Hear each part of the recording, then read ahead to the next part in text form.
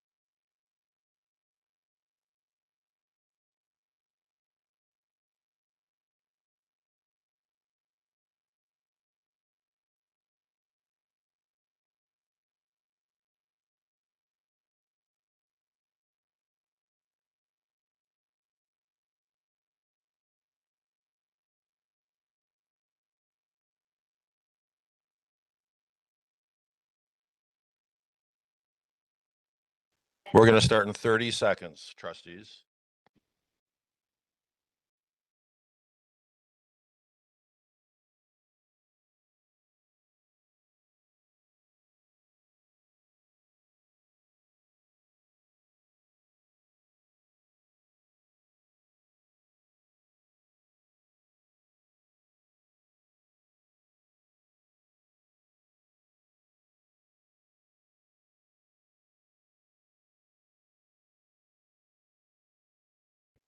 Good evening, everyone. It is 7 o'clock. I'm calling this regular meeting of the Village Board to order.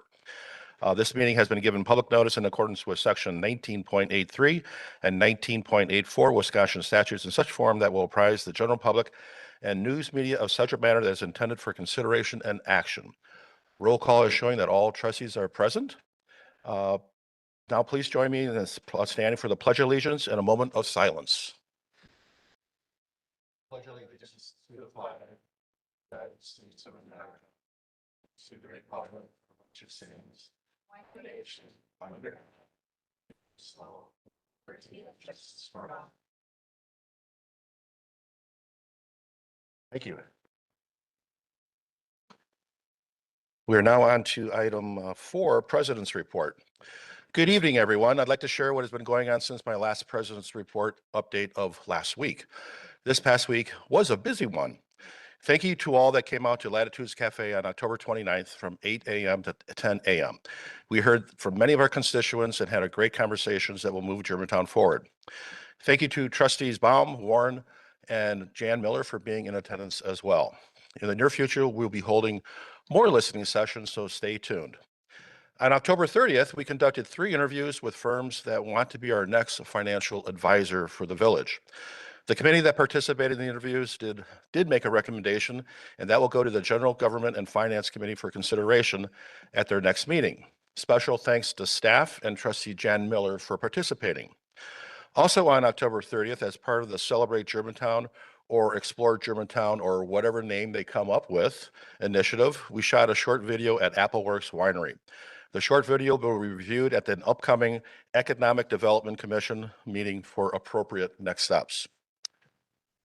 For those trick-or-treaters on Halloween, October 31st, went very well with no issues being reported outside of upset tummies for eating too much candy. It was fun seeing all the kids and adults in their costumes, and yes, I wore a costume as well. The Germantown Community Library announces an antiques and collectibles appraisal event featuring author and antiques expert Mark Moran this coming Saturday, November 8th from 11 a.m. to 2 p.m.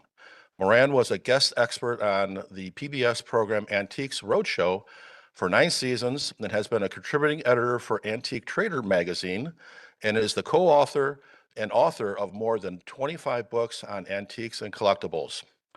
Registration is full to have an item appraised. However, the public is still welcome to attend the event to view the appraisals. The village's 4th of July planning efforts is moving forward. The village administrator and I have had several conversations relative to this. And on this past week, the village administrator met with Parks and Rec staff and the executive director of the Germantown Area Chamber of Commerce to continue planning for the upcoming 250th celebration of the signing of the Declaration of Independence. In addition to the activities that village staff and the chamber are working on, we are planning a campaign to attract additional individual and organizational volunteers. This evening, we have a packed agenda that includes several important issues that include an update on costs associated with the August storm response and a request for FEMA funds, which as of today have been denied by the administration. A resolution encouraging the state legislature to return local home rule authority on issues like the development of solar farms. And speaking of local control matter, we'll be taking action on the conditional use permit to allow a solar farm on Pioneer Road in the northeast portion of our community. We'll also be taking action and on an amendment to the planned development district and a certified survey map that will allow the development of Blackstone Golf Creek Golf Course with 1 and 2 acre commercial lots and up to 205 multifamily residential homes. In closing, I'm looking forward to our meeting this evening as we all work together to move Germantown forward and to make our community a better place to live, work, and play. Thank you. We are now on to item 5, announcements of forthcoming events of public interest, committee and department reports. Trustee Kaminsky. Public Works will meet in this room this upcoming Wednesday at 5:30 PM. Trustee Rick Miller. General Government and Finance will meet on Monday, November 17th, 5:30 PM in this room. And Trustee McCutts. Public Safety will meet in this room December 1st at 6 PM. And then I would also like to let everybody know that our Kids Closet is doing a winter outerwear drive in with the Chamber of Commerce. There will be a drop box at the park after the Christmas parade, Saturday, November 15th, from 2 to 4:30 PM. They're taking gently used or new kid-size winter jackets, snow pants, water-resistant gloves, and larger kid sizes. It can also be dropped off at the Chamber of Commerce from November 17th to December 19th on a weekday. Thank you. Would anybody else like to speak tonight? Trustee Jan Miller. Good evening. The Economic Development Commission will be meeting next week, Tuesday at 6 PM, November 11th, right here in this room. You are welcome. Would anybody else like to speak tonight? Thank you. Good evening. In preparation of the 2026 election year, I'd like you to know that the clerk's office is currently taking applications for anyone interested in being a poll worker. If you're a resident of Washington County or this community village of Germantown, we'd love to have your application submitted to our office. I am Donna Ott, the village clerk, but you can submit it to anyone of my staff. Thank you. Thank you very much. Anyone else? Okay, we're now on to item 6, citizen input. Would anybody like to come forward tonight and speak? You have 4 minutes. Good evening and welcome.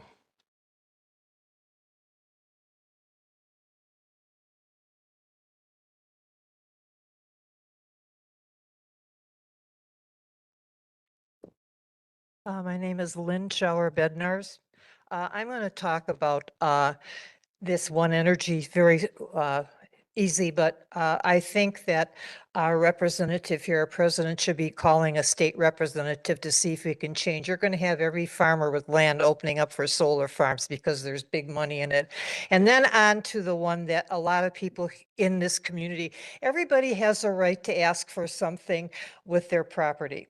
But when that right affects the right of an entire community, that's when you as a board must exercise wisdom and thoroughness in respecting the community and what's best for the 21,000 people that are in Germantown. A lot of them don't want the golf course Blackstone project. They don't want a Culver's there. Some people do. There's nothing wrong with that. But I think there's something more. We're going to lose a golf course and all the beautiful land. And I think before there is no law that you haven't even had public meetings about this. If people even want 24 buildings on that golf course, you got a 205 apartment building plan with garage buildings, an entertainment building, maybe one for equipment. All that's going to be there. And Culver's gets quite a few semis coming in and out of there every week. I already talked to somebody who works at the other one. And what's best for us? Okay, why don't we have public meetings to listen to the public? We don't have to pass a zoning law till we see what this man's plan is, okay, if we even want that there. And then he's got a space that says unnamed business. What's that? We don't even know what that is. And yes, you can approve that, but why are we doing this before we even do anything else? We should have public meetings. He should have his plan all out, show a direction, show the way the buildings are going to look, how the lot's going to look, how it's going to affect the community, and then let the citizens decide if this is what we want. Okay, this is our community. Okay, we're paying for this, and I wish you guys would have the thoroughness to look at this plan every which way and out. And I hope there isn't going to be a tit involved. And did you even get the flood reports on that property at all. That would be another thing you should be looking at. Did any of you even read the full projection of his plan? And there should never be a land exchange for what he proposed before, because we're going to get stuck with something in the future. Every decision you make is going to affect the future of the citizens of this community. And I think before you do any changes at all, I'll tell you what, look thoroughly at the plan. What is really planned? I don't trust people, okay? My dad was a builder and a developer in Arizona, and I know what he went through. And the land is partially a flood area. So all I'm saying is, don't get involved with something till you have public meetings. We haven't had one on this man's plan. And I think that should be first, what the people in this town want first. And then look at his design, what he's planning, what's going to happen, what's the unnamed business. There's too many questions that are not answered here. So I think you have the right to put this on hold till you see thoroughly what's going on here. Thank you. Thank you very much. And just as a point of clarification, at the last Plan Commission meeting, we did have a public hearing relative to this action that we're going to be taking tonight. So would anybody else like to come forward tonight? Good evening and welcome.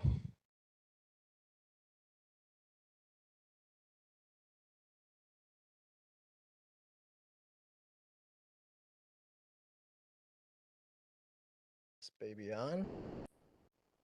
All right, I might not have the vigor that did. I appreciate it, but I think so. I live on the course, and yeah, my sort of just questions I have, but I think her questions should be answered before.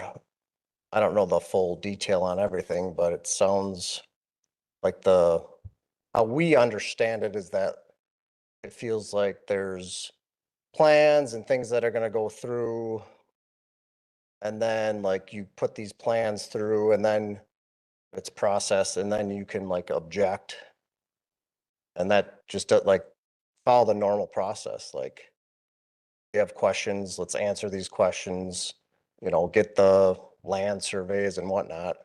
But that's on Madam's topic. So mine is just living on the course. So like, all right, to me, there's two sort of situations. You can do the land swap or not. So the firm now owns the course. So I'm kind of worried about 250 yards behind the homes. So like, what is the current plan for that space for everyone in the two different options? If the plan goes through and the land swap is done, which to me would be moronic. It's flood land. Like, why would you give up, but whatever. So of those two options, like, what is the owners of the golf course, what is their plan for those 250 yards behind all of the homes, because they own all that land, and then maybe back towards more the northwest if the land swap is done? All right, what is the village? What is your plan? If the land swap is done and then the village owns whatever that crap land. So that, and I don't even know how this works. If you can answer these questions, or we just ask questions and nobody that's what I'm super confused about, how the process of this actually works. But I think that's clear of what me and other people that live on the golf course are concerned about. What are the plans? Not obviously, but I would love it to still be a golf course. That's not going to happen. I would love it to still be potentially 9 holes, but I don't want it just to go to waste and then, whatever. Land just takes over, snakes, other waterfowl. So I think that's pretty clear. Oh, sorry, my name's Luke Pless, and sorry, I spoke with less vigor than Adam here. President. Thank you very much. Just again, another point of clarity. We will not be discussing any land swap tonight. that may or may not even happen in the future. This specific thing is for where the current clubhouse is at and only in that location. So any land swap, anything on Main Street is not going to even, is not on the agenda and will not be discussed tonight. So, Jolene. Can we just clarify for the audience that us trustees are not allowed to respond to questions or to engage in any conversation, that only you are allowed to, and we are not, and any questions, how to handle them? Yep, thank you. That's accurate. And I don't want to get in trouble from our village attorney because I typically don't respond to comments, but when something that I feel needs, when the audience and others need increased awareness on something, I'd be abdicating my responsibility by not talking about it. So the land swap thing will not be on the agenda tonight. That may not even happen in the future, may or may not happen. But that's further down the road. So would anybody else like to discuss, come forward tonight and discuss? Good evening and welcome.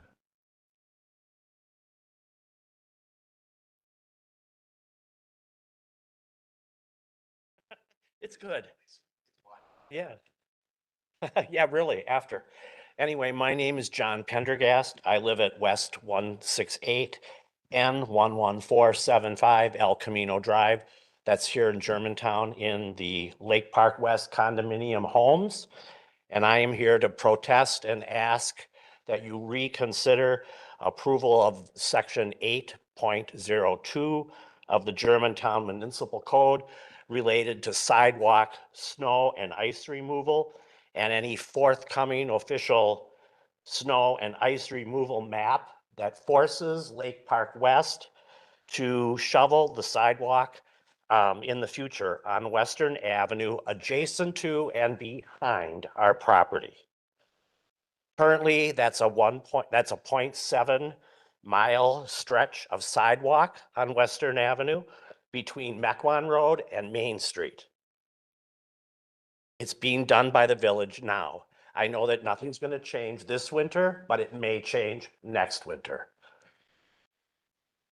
It must be noted that Western Avenue and its sidewalk is part of the walkability plan of the village center as identified in the 2050 plan. It is a major thoroughfare for the entire village, similar to the sidewalks on Mequon Road. The Western Avenue sidewalk is behind our property, separated by the back of our garages and a fence. I object to the arbitrary decision to make the Lake Park West homeowners responsible to shovel it. In fact, I've given you photographs. You can see the photographs of the sidewalk behind our property, which is proposed to no longer be shoveled, and the sidewalk behind the properties on the south side of Mequon Road, which are going to continue to be shoveled according to that proposed map. I do not see a clear distinction between these sidewalks. I believe it is an arbitrary decision. And I looked at that map from last week and I would not even have known this was an issue until I watched your board meeting. But it looks as though anything on the north side of Mequon Road and north of Mequon Road, all those sidewalks will no longer be shoveled. And anything on the south side of Mequon Road and south of Mequon Road will be continued to be shoveled. This amendment and any accompanying snow removal map will increase the operating costs of all of the property owners on Western Avenue and will be a physical hardship because of the sidewalk's length, 0.7 miles. Please note at Lake Park West, residents already receive less services from the village as compared to other homeowners in the village having the same exact property tax rate. The village currently makes the homeowners of Lake Park West responsible for the plowing of its roads, and we hire our own staff to do our own sidewalks, and we pay for our own trash and recycling pickup. And up until recently, we used to get a bill for the sewer and water for each of our individual residents. But when you changed your billing system here, we no longer get individual bills in Lake Park West. Instead, we get big bills that are sent to our administrative staff. They have to calculate it out for each individual unit and then send a bill to that unit, collect the money, congregate all the money, and then pay the village for sewer and water for the water in Lake Park West, where we used to get a separate bill. At last week's board meeting, the snow removal, boy, sorry, I'm out. Can I continue? Okay.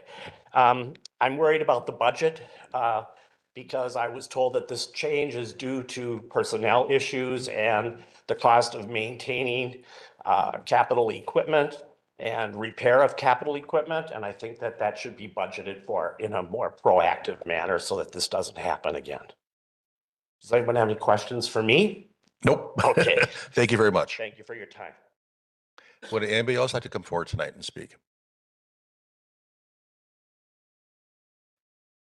Good evening, welcome.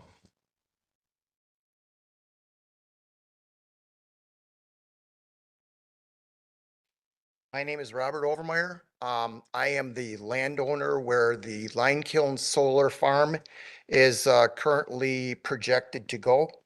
And there's a couple of things that I just wanted to clarify, actually correct from the Planning Commission meeting when a number of the homeowners that lived on the Cedar Lane actually spoke. One of the things that I wanted to correct so that everybody understands, there is no one with the exception of one property that will be able to see anything of that solar farm. And the only people that will is the Garrock Farm and the people that rent the house on the Garrock Farm. No other people on Cedar Lane will be able to see any portion of the solar farm. So they all are complaining that they're going to see it. They won't unless they have to drive right on Pioneer Road. The other thing that was brought up, across the street from a number of them is farmland that is being farmed, and they questioning whether that is also going to become part of a solar farm. If it does, it does. I don't own the land. My wife and I do not own the land. So we're not the ones that are going to ever come into contact with that situation. However, I doubt that it could ever happen because one of the things that we have going for our property is that there is a major power line, an extra one that runs down Pioneer Road. And that was one of the reasons that our lot was an ideal location for them to put in solar. The other thing that I want to make a comment on, there was a comment that, oh, more vegetation should be applied to the outside of the portion.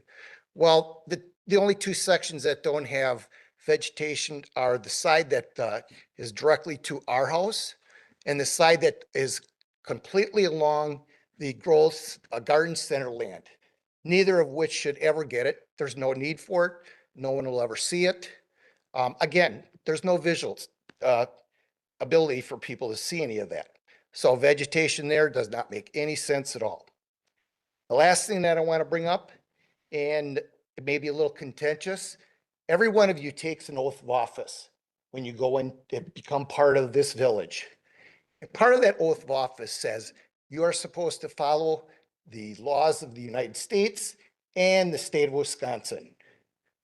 Think back, those people that were here that were part of the Planning Commission. What was the only reason that 4 people turned it down? 4 people turned it down, not because of any legal reason, not because of anything that they could cite that it shouldn't be built. It was simply cited that we don't like the state dictating to us. That's not a reason to turn something down. If you're a lawful person, you follow the laws of the state of Wisconsin. If that means voting no, you're not a lawful person because you're not following the laws. And I think all of you that voted no, you know who you are. Question, is that really the way you're supposed to go? That's all I have to say. Thank you very much. Would anybody else like to come forward tonight and speak? Good evening and welcome.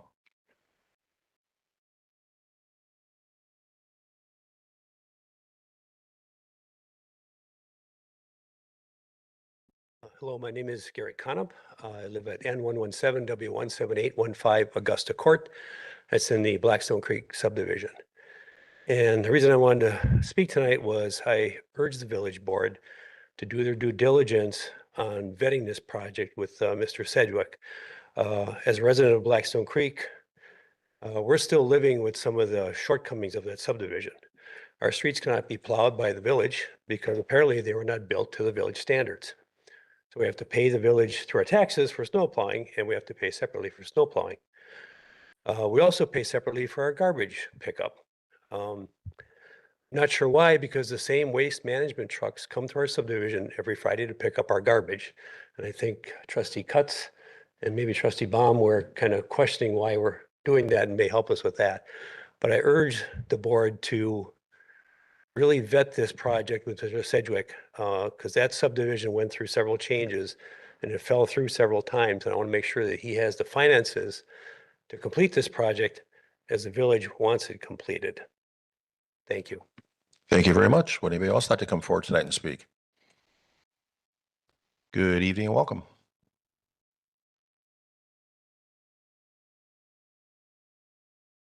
Have to complete this yet. My name is Mario Menza. I live on Cedar Lane between Country Air and Wasaki. It's a mile stretch road there on the south side of Cedar. It's all homes, beautiful properties, acreage and so forth. So we don't directly adjoin the solar project site, but we're right there in the neighborhood. And this is what I wanted to urge all you board members not to approve this. No one in the area wants this. I'm trying to think of a benefit for Germantown.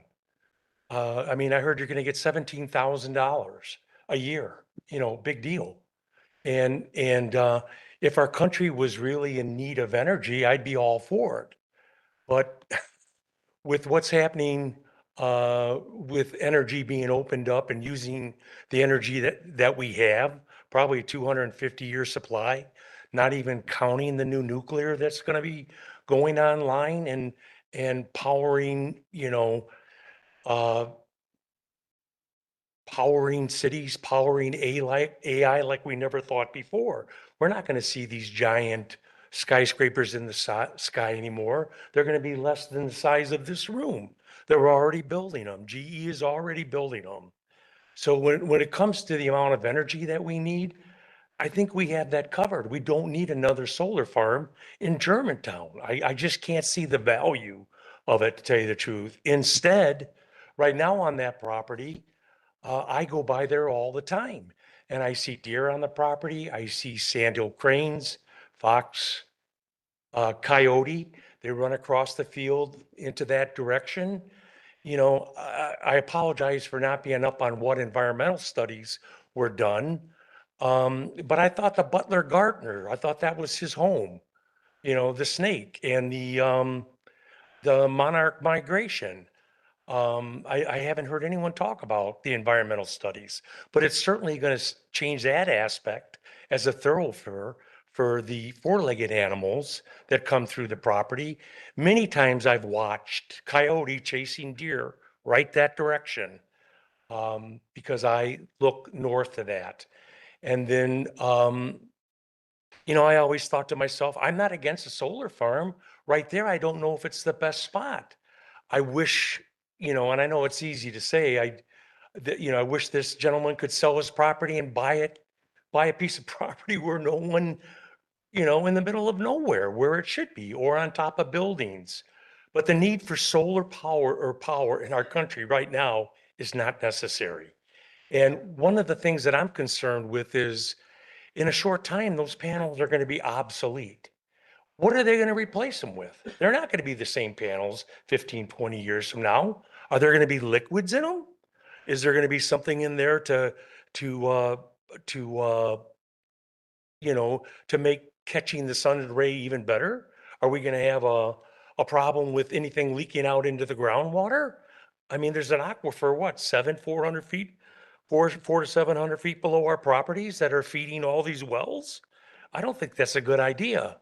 So I'm not sure, I appreciate, I was here last time and spoke at the last meeting, and I just don't think it's a good idea. I just don't think this is the time and place for it. If we were running out of energy, I think it'd be a good idea, but I think this is just a money-making idea, and there's nothing wrong with that.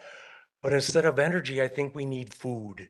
And I think we shouldn't be taking farmland, out of production. It's ridiculous. So thank you. Thank you very much. And please fill out your yellow form and submit it. Thank you. Would anybody else like to come forward tonight and speak? Good evening and welcome.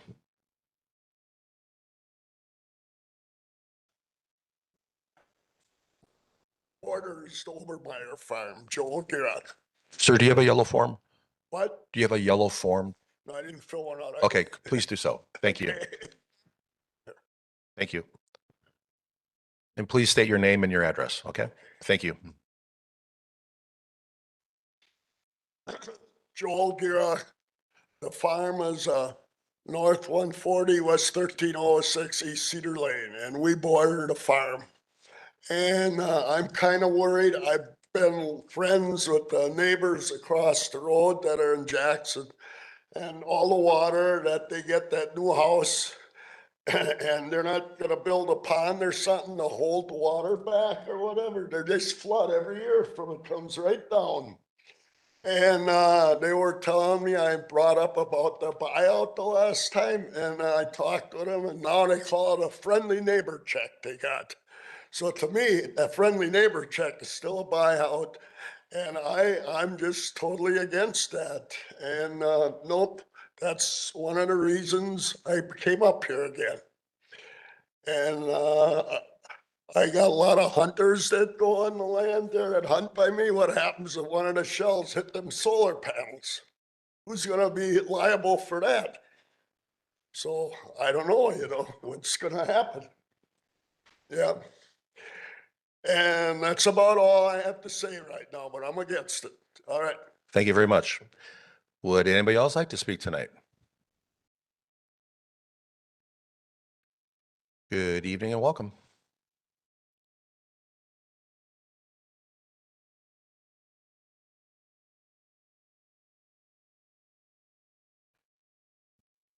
Melanie Smythe, N140W17938, Cedar Lane, the west side of Cedar Lane.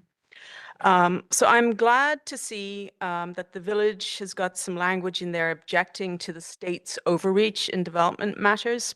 And I'm urging you all to call Dan Knodel because he's apparently one of the sponsors of some of these bills. His number is 608-237-9124.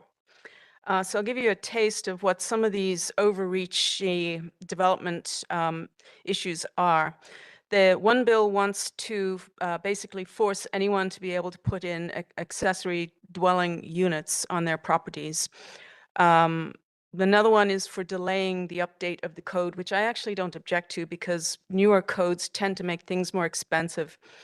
Another one wants to add additional types of TIFs for housing and saying that there's a housing shortage. We actually don't have a housing shortage. We have a shortage of housing that's affordable. And for that reason, people are being forced into rentals.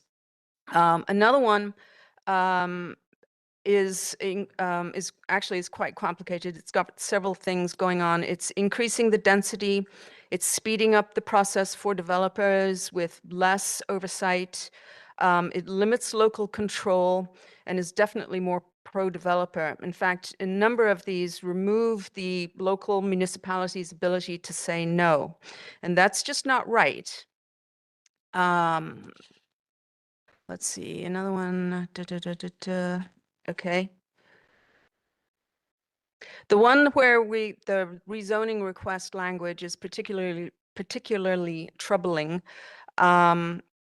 because this is where that if you have the description of a higher density property in your 2050 plan, there's the potential for in the future for just having that description in there, meaning that it's allowed, it's an allowable use, and therefore someone come in and can claim it and say that it is close to being zoned, and therefore it must be turned into that type of use. Now, it does say elsewhere that the comprehensive plan is not a regulation. However, this is the beginning of where these slippery slopes are. And at some point, things could change. So I'm totally against this. They also have a couple of bills where they want to use tax money for workforce home loans and also converting apartments into condos with tax monies. I'm against that.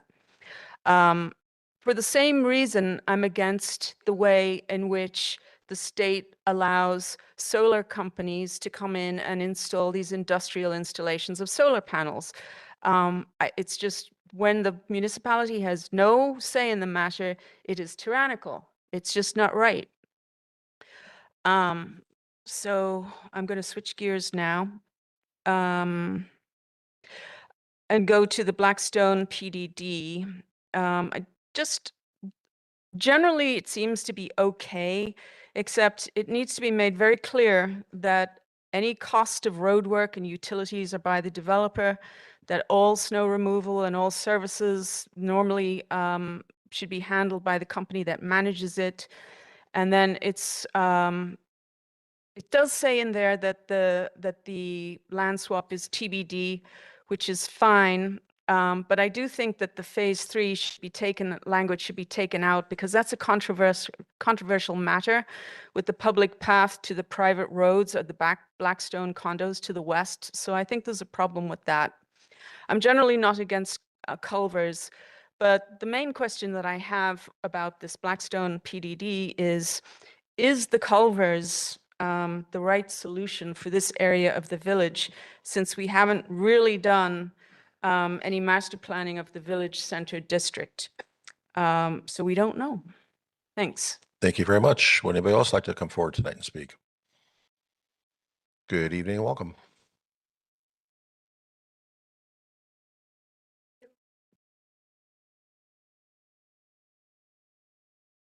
Good evening, Scott Heffley, W159 and 10514 Old Farm Road.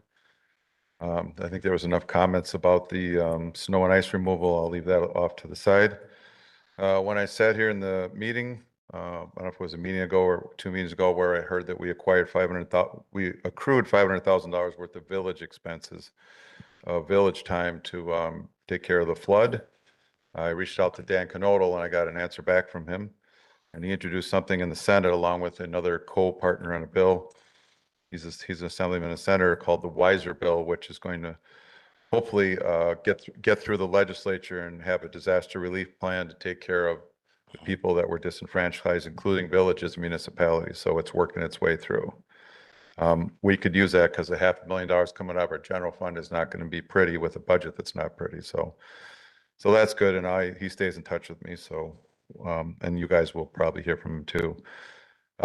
With regards to, I have a question on this, the election signs. I get confused because there was so much conversation about what's in the right of way and what's not in the right of way. I've lived here 32 years. I don't even know what's in the right of way. There's a right of way by my house. Is there a map of the right of ways in this village? You know, for the people like Trustee Miller and these other people that ran for office, don't even know where their signs should go, and nobody seems to know. Take a tape measure with you. Is there anyone that could please let everybody know where the right of way is? I mean, we shouldn't be talking about it for an hour of your time. We should just have a plan and execute it. So that's kind of strange. With regards to the flower source, I was up here during public safety saying, you know, we got issues with that building. Apparently the police calls aren't too bad. We're trying to write grants, but you know what? If we never would have bought the property, we wouldn't be having these problems and taking on money. We bought a property we should have never bought. And, you know, this is reason number 38. It was a bad idea because we're taking on costs. And we still could have controlled what happened to the flower source if we didn't buy the property, because you're the village board and you can tell people what is okay with you and what's not. I mean, I don't know why you think you lost your power to do that in the last 2 years. Very confusing. And in regards to that, I'll quote your former trustee, Phil Hudson. You know what Phil said? And I heard him say it more than once. He said, I always consider things carefully, and I'm always careful with my decisions, because decisions that are made by this board are permanent, and I take that very seriously. That's from Phil Hudson. So segueing with that, we have a plan for the PDD, and I understand it's not the final, you know, whatever. 8 buildings, 7 detached garages, looks like it's all gonna be apartments unless I'm wrong. I didn't see anything that didn't say apartments, just said multifamily. Seems like they're apartments to me. So here's a question from a utility standpoint. Well, when I lived in apartments, I was charged utilities. Will the apartment renters be metered and billed individually in all those units, all 205 units? Because our utility department could certainly use the money, all right? Some questions to be asked, maybe you'll ask them. Is this the best place for a Culver's? I've been to Culver's with my kids and otherwise so many times I've lost track. Is this the best place for a Culver's? Is it? I don't know. It seems like we're just like, well, let's put something up there. We got to do something. I'm not sure, you know? Is the 205 units going to bring in all this economic wondrous things? I have my doubts on that. So, and the phase 3, I agree with Melanie Smythe, it should be removed because I don't like to be decided land swaps and all that. Land swaps are, you want to fill up this room with people, you have to bring chairs in every time. Just keep talking about land swaps when nobody wants that. To trade land that is useful right now to the village with land that we have no idea if we can use or not. Thank you. Thank you very much. Would anybody else like to speak tonight? Is anyone on WebEx that would like to speak? We don't have anyone on WebEx looking to speak. We do have some emails that came in. Please. The first email is from the Schneiders. Hello, we are against the solar farms to be placed anywhere in the village. Leave the rural as rural. This is why residents have chosen to live where they do, not to look at a solar farm. We don't want to drive by them either if we go down that road. We do have some questions for you. Also, we would like to hear answers too. The owners of the land, will they be alive when the contract ends? If not, who will take over for the landowners? Is this listed in the contract too? Same for We Energies. If they are no longer in business, then what happens? We all know nothing stays the same forever. Removal of snow from sidewalks. If the village told them to put the sidewalks in, then the village needs to stand behind what they said of removal of the snow on the sidewalks. No more sidewalks in any future developments. Blackstone Creek property. Was a study done on all the new construction of the buildings and roads? What will be the impact it will have on all the properties next to this build if there is another 100-year flood? What will you and your company do to protect the homeowners and business owners in the area? Will you be responsible for their damage if this should happen? Sidewalks, who will be responsible for removal of snow and upkeep of them? Your company or the village? We just had 100-year flood. No one can predict if this will happen again or when it would happen in the future. This is Mother Nature. She does it when she wants, not when you want it to happen or not. Since FEMA is not sending any help to the village, how much will this cost the taxpayers to cover the damage from the flood? This should come out of the general fund, not taxpayers. Remember what will next year increase so far of $197 in taxes. We would like to hear answers for all our questions and concerns, also to questions and concerns from many residents during public comments and emails sent in. If you can't answer them during the meetings, please email us and others back with answers. Thank you for your time, the Schneiders. The next email was from Brian Depius. Village board members, I would like to express my thoughts on the November 3rd village board agenda item regarding an official sidewalk snow and ice removal map. While I appreciate the time and effort to put into developing this map to save taxpayer dollars, I believe there are major corridors that should not be removed from village responsibility. Specifically, I've highlighted areas that should go from blue to red, marked in the map by yellow, and for the trustees, you did receive the email with a copy of that map. These were based on the following factors. Major streets and corridors, major connections for the community that are used year-round need to be considered for snow removal. Specifically, these areas along Pilgrim Road, County Line Road, and Mequon Road. These major corridors should be kept cleared to ensure the public can make safe passage through the village by foot as they have for decades. School connections. Connections to schools are important and corridors should be cleared to maintain those connections. This includes areas along Pilgrim Road, Mequon Road, and River Lane. community connectivity. Being a member of the Park and Rec Commission since 2007 and recently working on the trail and connectivity plan, the major corridors in the community need to be continually maintained 365 days a year for the safety of citizens. While it may be the very last thing that is cleared by the village in severe events, the public deserves to have safe access on walkways rather than walking along the curb of Pilgrim Road, County Line Road, Mequon Road, and other major corridors if sidewalks are not cleared. While I understand the ordinance will contain provisions to ticket and assess those that do not clear sidewalks, have we budgeted for additional time, personnel, et cetera, in police, public works, and other departments to enforce this new provision? This may outweigh the benefits of not having to purchase equipment for snow clearing and should be considered by the committee and the village board. Thank you for considering my comments. Brian Depius, W143N9867 Ridgewood Lane. And the final email we received was from Sue Foley. Dear Village Board, my apologies for not being able to attend this meeting. I am out of the country. I implore you to table this project. The email is titled Blackstone Development, this project for further research. This is an important piece of property that once reasoned can never again be preserved. The recent flooding should be a wake-up call to the impact of village development has on areas near the Menominee River. This is a floodplain that we already overdepend on for drainage of developed areas around the golf course. The 96-acre industrial park to the west, Blackstone subdivision, Fairway Knolls, and the apartments to the east on Division. We can't do more than preserve the land and potential use as park space. My sympathy to Mr. Sedgwick. I'm sure he is a nice man with great business intentions, but he purchased property not zoned for his cities, and we shouldn't feel obligated to put his interests above the village community. Thank you, Sue Foley. And that's all we have for emails tonight.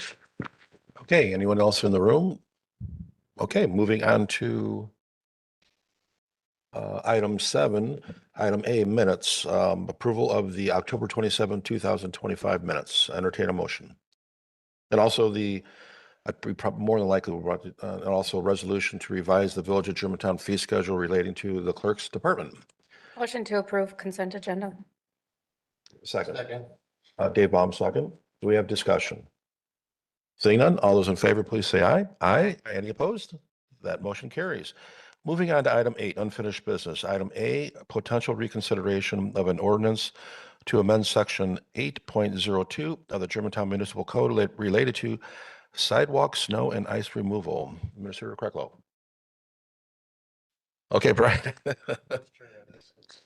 Sure. So in the packet is a request from Trustee Miller, who asked this item to be placed on the agenda. Trustee Jan Miller, who asked to have this item placed on the agenda this evening for potential reconsideration.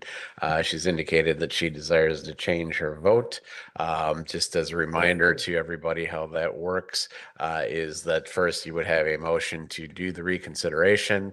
If that motion needs to be made by somebody who was in the winning side, or in this case, somebody who voted for the ordinance at the last meeting.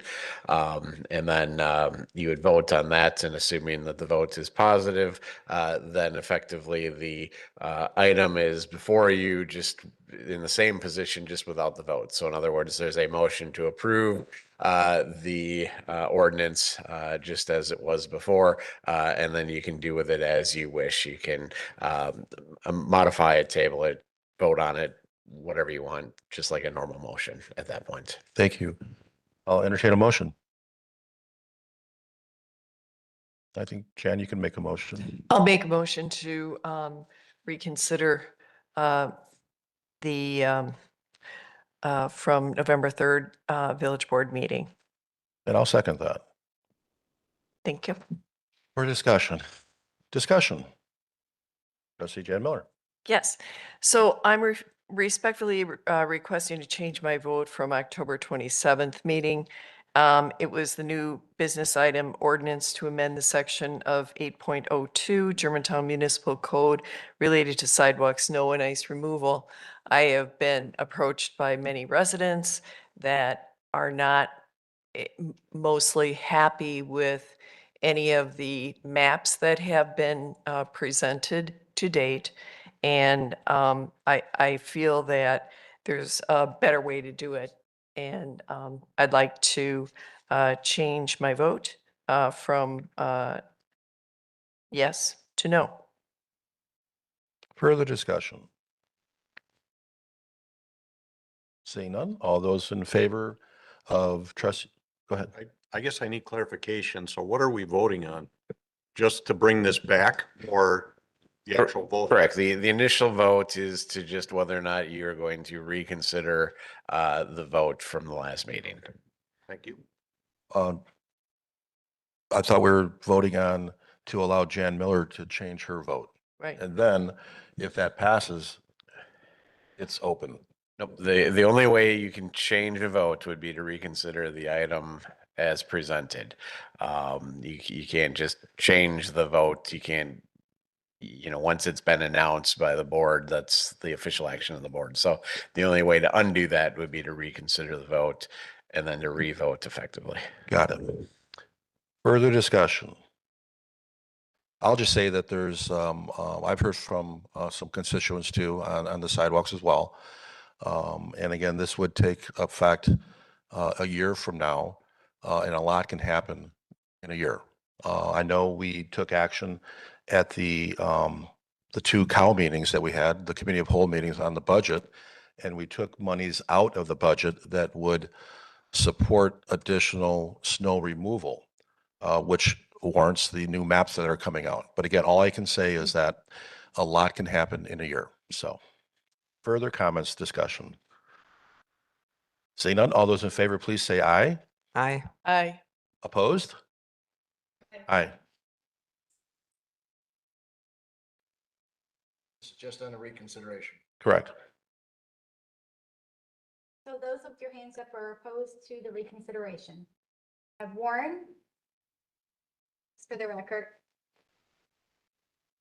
Okay, for the record, those that are holding their hands up are trustees Warren, trustee Baum, trustee Rick Miller, and trustee Pieper, who are opposed to reconsideration. That motion fails, and it's President Soderberg. So that motion fails.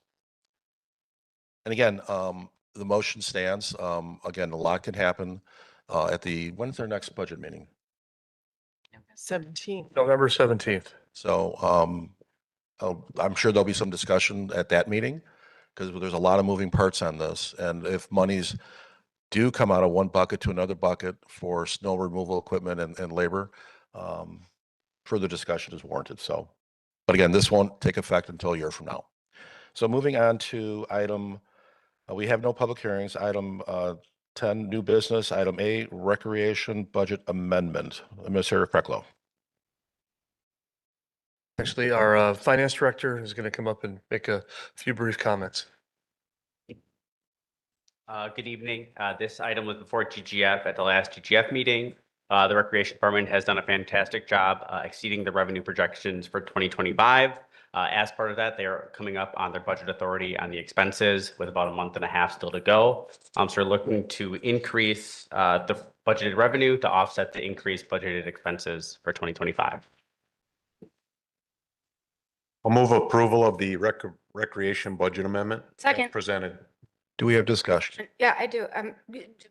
Just question. So what exactly is changing? The dollar amounts are staying, like, Yep, it so- balances so because, It balances because their donations are significantly over what we had budgeted for, and they're coming up on their expense cap. So we need to essentially amend the budget to increase their expenses with the already. but expenses Proceeded. really aren't It's changing. offsetting. Gotcha. Correct. Okay, Correct. There's no effect to the general fund. gotcha. It's completely offset. Trustee Warren. So what are the reasons for the overage on these expenses? One of the reasons is as programming increases, especially kids clubs and those types of activities, the credit card charge also increases. So we're coming up over the budget and we budgeted for credit card expenses because of the increased participation in those programs. So we just need to increase that budget authority on the expense side. What else? In addition, the music at the pavilion came in over budget on revenues and expenses. We just want to amend the budget to match those revenues and expenses. It's nice to have overages to offset these overages and expenses and that, but I don't want to get in the habit of that. I'd like to control expenses moving forward. Because that extra money that we have now isn't always going to be there. Correct. And one of the benefits of the recreation department is as the revenues increase, typically their expenses that do too. So as we see these revenues go up, we should expect their expenses to go up, as more kids are participating in those programs. That's why we do this budget amendment to kind of offset that. So it's a 1-for-1 match. Thank you. Further discussion, trustee Jan Miller. Matt, can you explain what recreation celebrations means? What is that category? We Under typically the use that expense line for music at the pavilion expenses. Okay. And occasionally 4th of July expenses. It's just kind of a catch-all for celebrations within the village. Trustee Rick Miller. Yeah, I just want to mention as chair of GGF that this came through General Government and Finance Committee and was recommended with unanimous positive recommendation. Further discussion? Seeing none, all those in favor, please say aye. Aye. Any opposed? That motion carries. We're now on to item B. Report on costs of August storm response and request for FEMA funds. Administrator Krecklow. And this will also be the finance director. I'll take that one There as you go. well. In your packet was a memo regarding the expenses related to the flooding that occurred between August 9th and August 11th. To date, the president has declined federal assistance to the village for expenses related to that flooding.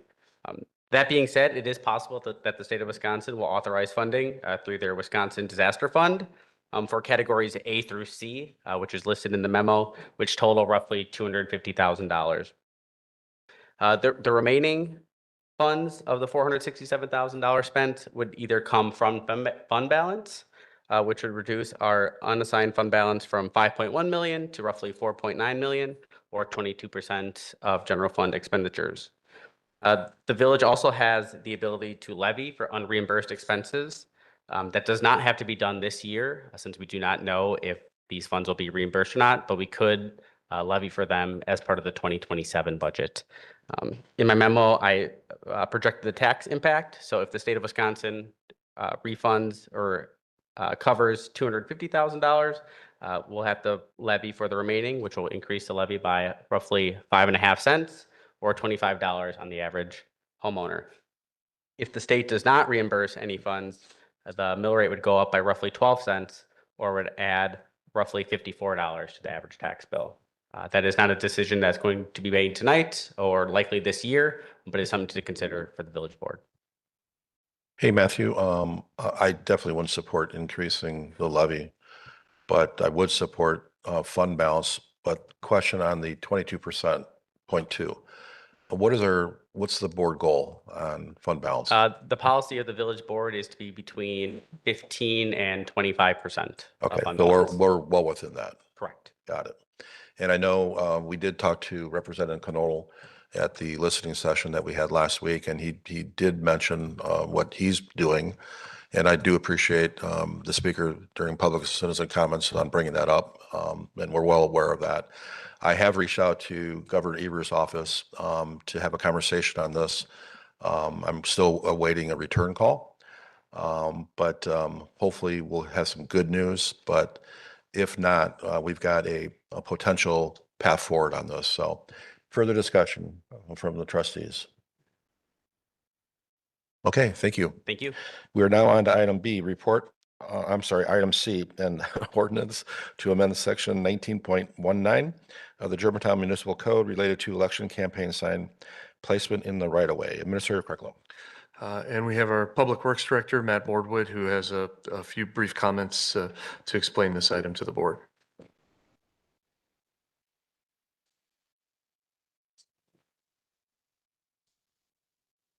Thank you. So the code update that's before you tonight is an update that does 5 things. And I outlined that in the packet. So I know from a couple cycles of going through elections here that the current code is a little confusing and it's difficult to enforce. So, and it's also kind of out of line with what's typical in the area and what's typical with other jurisdictions within our own municipal boundaries. So I'm just going to go through these 5 points quickly.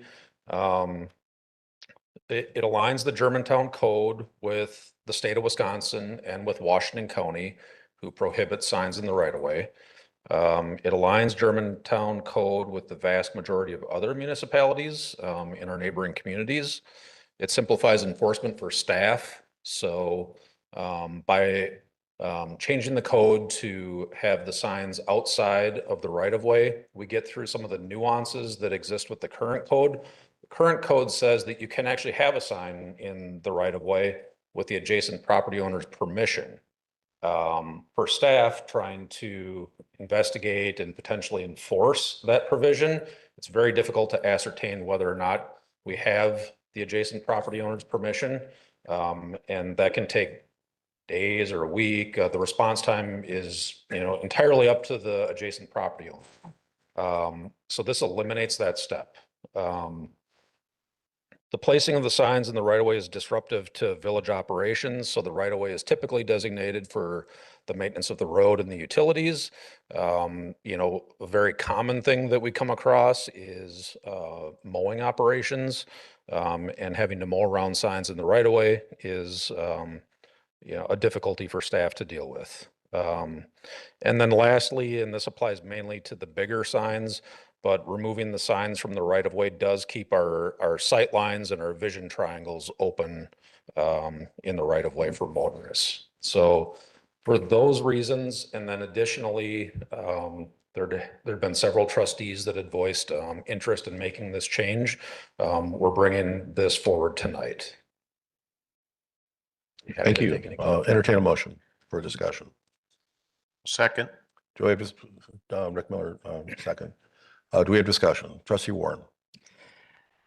Matt, so a question came up. How does the public know where the right-of-way line is? Could you let them know in how to find that out on their property? Yeah, for any platted parcels, you could get your platted survey. In addition, there are 2 resources online, the Washington County GIS and also the Germantown GIS, where you can quickly see your property line and the right-of-way line. So, there's the road, and then there's another line that is a ranging distance depending on your parcel, maybe as little as 8, as many as 15 or more feet into kind of your property side that will depict that line. And then last, I'd say that because of this change, we know that we're going to get a number of questions, especially this first couple cycles with folks who are regular sign posters. We can help with some of that. It does take just a little bit of knowledge to go into those GIS systems and learn how to use the measuring tool to get the right distances. But I do think that once this information is out there and we work with kind of the typical folks who are posting these signs, we'll get to a better spot. I think you also have an illustration on the Public Works website, kind of explaining what right is versus property line. There is. Yes. So that'd be helpful for the public to get educated on that. Trustee Rick Miller. Yeah, I'm the one who brought this to the Public Works Committee. Last couple of election cycles, I saw pretty egregious signage, even on the shoulder of the road. And I thought, well, let's stop this. And they said, well, if it's, I found out that we couldn't really stop it because we couldn't find the property owners to even justify or find out if this was warranted or approved. So this aligns with the county. If you put something on a county jurisdiction road and it's in the right of way, they'll pull it. So this will align with that and just bring the village to, a cohesive ordinance with what the county already enforces. I will say that I ran at the last election cycle and I had way too many signs out in the village. I had big signs, small signs, but I did get approval of all the landowners that allowed me to place a sign there. And after the day after the election, all my signs were gone. So I'm supporting this. I have no issue with it. My concern is that if we're allowing the garage sales, allowing the open houses for real estate, why are we not allowing this? So village attorney. Sure. So those signs actually are not permitted in the right of way currently. The other component to this is that we're working currently on a comprehensive kind of redo of the whole sign code as a whole, both to address some not that recent but somewhat recent Supreme Court cases, to just kind of update some of the commercial signage standards that we have, those types of things, which will be coming forward. Hopefully soon, but we just wanted to get this component of it passed right away, because this would be part of the upcoming sign code, just because we do have election season coming up. And so we wanted to get the rule in place and not change the rules in the middle of election cycles. So. And I do want to say that the clerk's office had very detailed protocol in terms of relative to political signs. So thank you for that as well. So further discussion. Trustee Jen Miller. I just have a question. Did you do any research about other municipalities in Washington County, Rick? I didn't, but I mean, honestly, I thought that was our code already.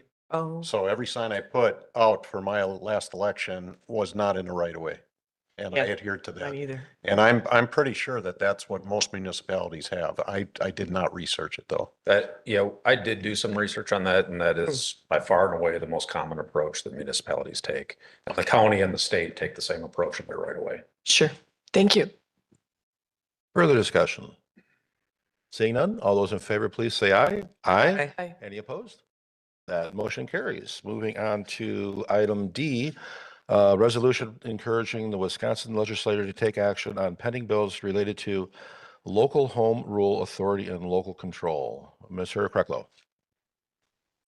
And I'll pass this one off to the village attorney. Do you do any work tonight? Just very quickly, actually, Ms. Smythe kind of stole a lot of my thunder. I was just going to kind of go through some of these pending bills and talk a little bit about why they're problematic from a local control kind of perspective. Certainly, first, the accessory dwelling unit, basically forcing us to have to be able to accept an accessory dwelling unit in single-family residential districts is, obviously we don't have any control. We have to do it based on that. Second one is Assembly Bill 452, which relates to subdivision plats. There, really, the issue is that it basically eliminates our ability to ensure that work gets done before we issue the final plat for the subdivision. What the new change will be is that it requires or allows a developer to get a final plat for a subdivision, provided that they have security in place for the cost of completing the work, so that if they don't complete it, theoretically, we can go and get that security. The problem with it is that we typically would prefer a cash deposit or a letter of credit, because that's, like having the money yourself. The statute actually changed a handful of bills ago or sessions ago to say that the type of security that's provided in these cases is totally up to the developer. And so the developer can choose to do a letter of credit, they can do cash, or more likely than not, what most of them do is they get a bond to do the completion.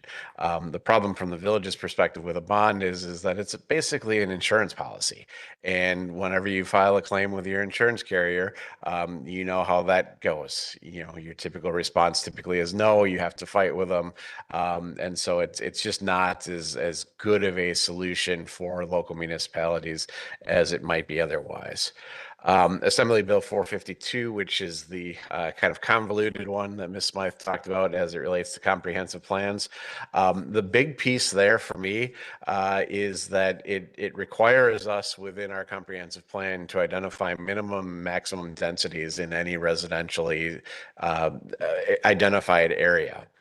And then what it says is that if somebody comes forward and submits a rezoning request that is for an area that's identified as residential, is for land that is adjacent or in close proximity to existing developments, such that our existing services can provide service, so water, sewer, those types of things, that the proposed density is within that minimum and max which is within the plan, and that our housing supply does not meet existing demand as identified in the comprehensive plan, we have to approve that. We don't have the ability to say no to that rezoning request as part of it. And certainly, all of us have been on the board at this point long enough that we've had those controversial residential developments that you have to work through the issues to get yourself to a position where it's okay, as opposed to being able to just say, well, we're within the specified range that you've identified, so you have to approve us now. So pretty clear instance of them removing that. It really follows what's been kind of a recent trend of these things dating back, I mean, much longer than this, but just a couple thoughts that come to mind immediately. In 2015, and then it was amended again in 2017, there was an act that basically eliminated our ability to require compliance inspections, code compliance inspections anytime a property sold.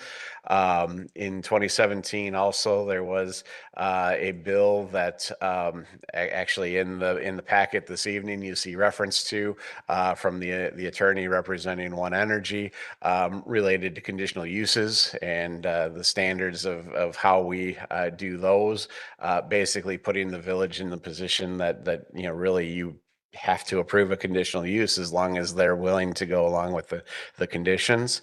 Act in 2017, Act 243, which we called at the time the developers bill. Now we've gotten more developers bills this year. But at that point, that was the bill. Those of you may recall, the primary component of that was that it eliminated protest petitions. It just removed it from the state statute as being an authorized or required process under zoning. It also put limits on our ability to downzone property. So in other words, taking away uses of a potential property. There was a bill that prohibited our ability to regulate drones. In 2019, there was a bill that changed the review process for cell towers, basically eliminating really our ability to have much of a say on cell towers. And then in 2023, there was a host of development regulations, one of which was the complete elimination of the protest petition requirement. Instead of just removing it from the statute, it basically went back and said, you can't have it, period. It also forces approvals on certain residential applications, and it sets a more friendly, developer-friendly review standard if you were going to go to circuit court to review developments.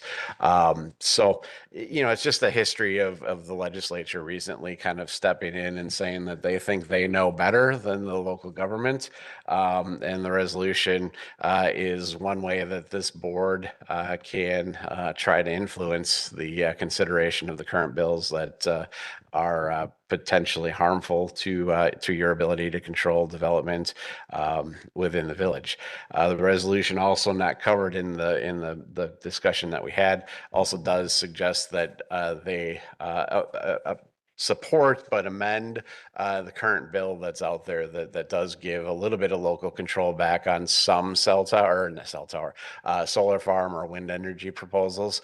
But that relates only to what they call large scale projects. The one today would not qualify as a large scale under the code or proposed changes. So it wouldn't really impact this particular proposal, but the request in the resolution would be that you amend it to allow us to have say on all of them. So.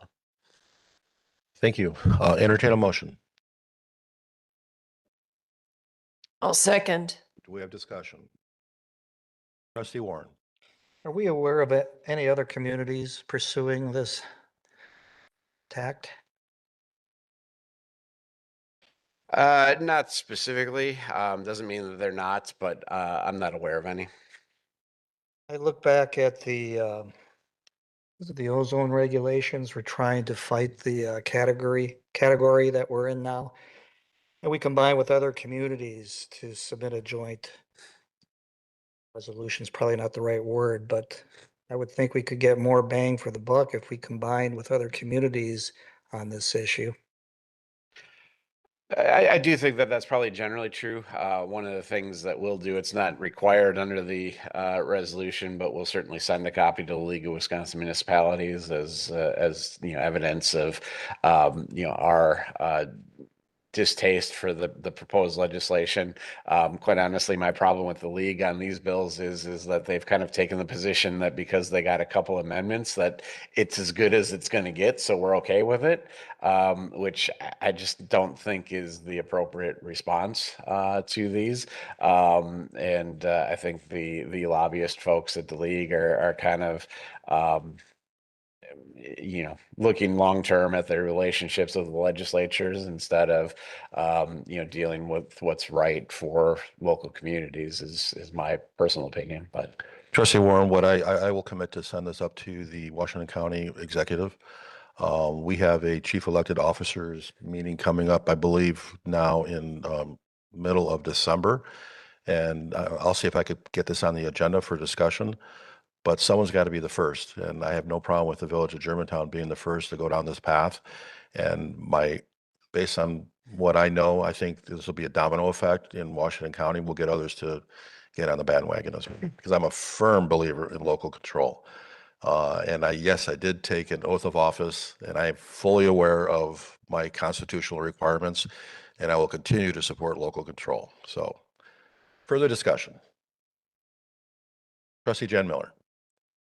I would also add, perhaps you could bring it up at the Mid-Moraine Municipal Association. That is both Washington and Ozaukee County. And they're all about, supporting each municipality doing what's right. So it's another. Further discussion. Seeing none, all those in favor, please say aye. Aye. Any opposed? Aye. We have one opposed.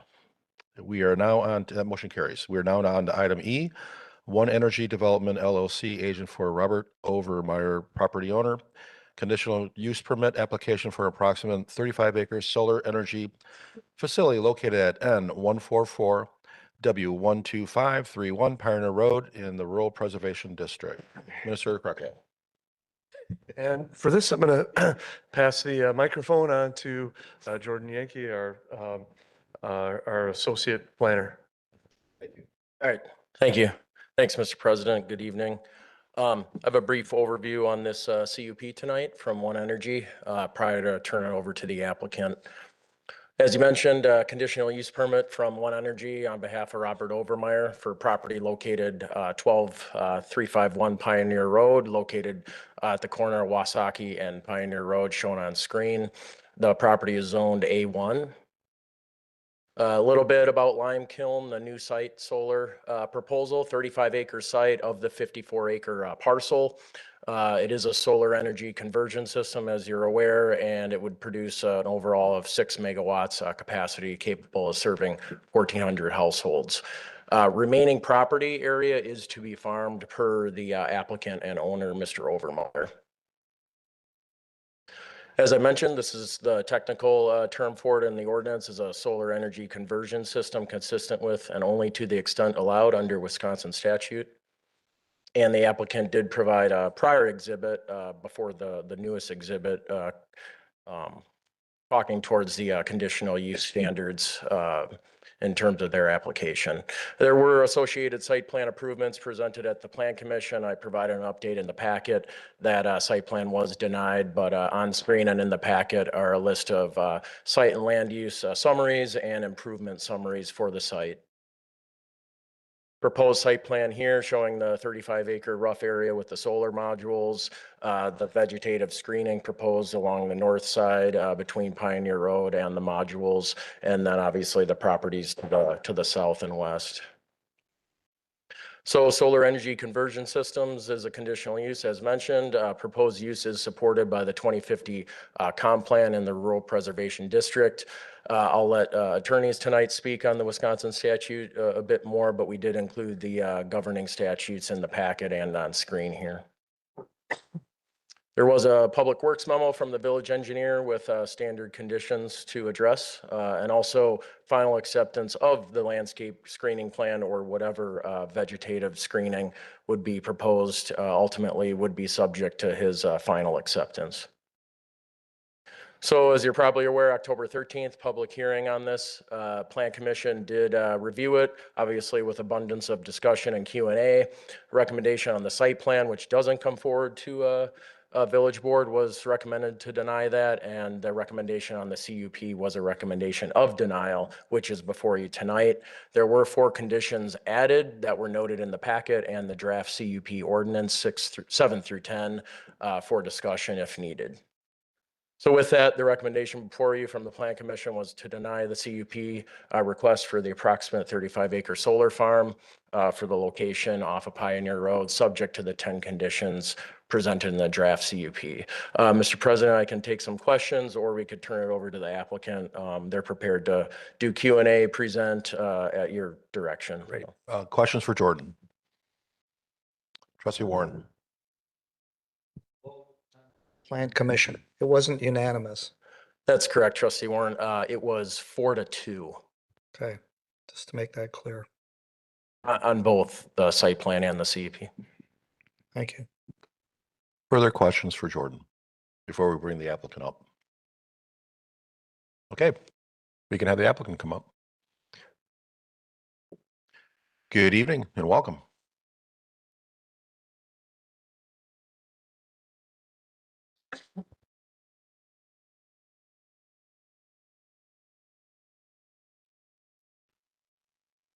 Oh, the microphone. Just to introduce myself, good evening, everyone. My name is Julie Garretts. I work for our project development team. Hello, everyone. Thank you for the opportunity to speak with you. My name is Peter Murphy, also on the project development team at One Energy. Would you like us to walk through our presentation? Did you just want to ask questions? Trustees? Trustee Cutts? I have a question related to the decommissioning. Since that's like so far out, 40 years, you haven't actually decommissioned anything yet. Correct. Are you aware of any ones that have been decommissioned? I'm not, no. Okay. So I know for site restoration, it talks about rehabilitated lands may be seeded with native mixes to help stabilize soil. Do you know, how will the soil be affected? Like, when could it be farmed again? What has to happen? Immediately. So the plan for vegetation throughout the project is native pollinator habitat. So that has regenerative soil properties, the native prairie for 30 to 50 years means that the soil is going to be really good. Basically, it rests and regenerates for that period of time. There's nothing in the project or that has to do with the project that contaminates any part of the land.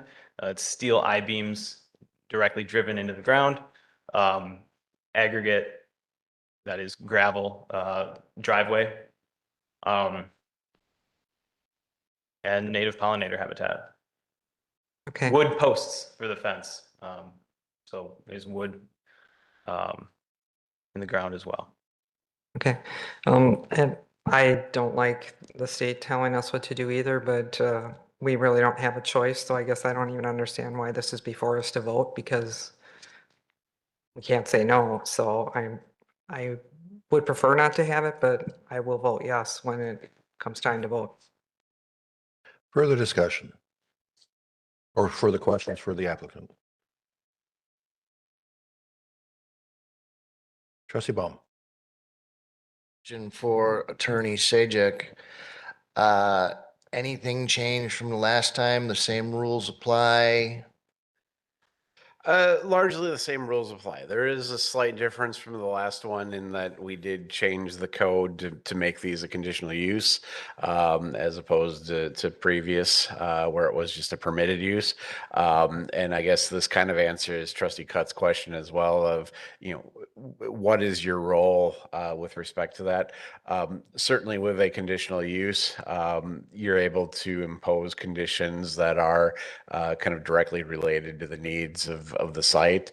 The Plan Commission kind of did that in this case, added 4 conditions that I think were okay, if I read right, with the applicant as well. And so that's really kind of your role at this point, is that you're able to kind of, vet through those conditions and make sure that, the project is suitable in light of those concerns that may be raised. But those concerns have to be, legitimate concerns, and not to call out anybody in particular in terms of like the citizen comments, but it has to be a real, evidenced concern that exists, not just, well, I think it's going to harm my property value, or I think that the batteries are going to leak, or I think is probably not enough under the statute. You need, actual physical, documented concerns that you would need to address. So If we again decide to vote no on this, like we did the last time, my assumption is it's going to follow the same process, go to Board of Zoning Appeals. We're going to be overruled. It's going to be allowed anyway. A little bit different in that typically on a board decision on a zoning matter, you don't go to Board of Appeals. It's just considered to be the final action of the governing body, and that goes right to Circuit Court. The gentleman that's sitting kind of right in front of you is the attorney for One Energy, who has already indicated to me that they're prepared to file if need be. So, Okay, thank you. Further questions for the applicant? Again, these are questions for the applicant. Trustee Jan Miller. Can you tell us what is on the property right now? Is it being farmed? That particular acreage? Have they harvested the soy yet? Yes. It's farmed and it's been farmed for years, as long as my wife's parents, their families, going back a number of generations.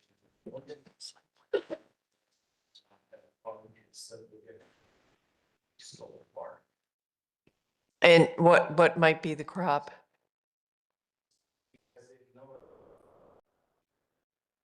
No, Sir, can you come up to the microphone? you have to go to the Can you come up to the microphone. microphone? Thank you very much. Every year typically rotates as normal farmers do. This year it happened to be a soy crop.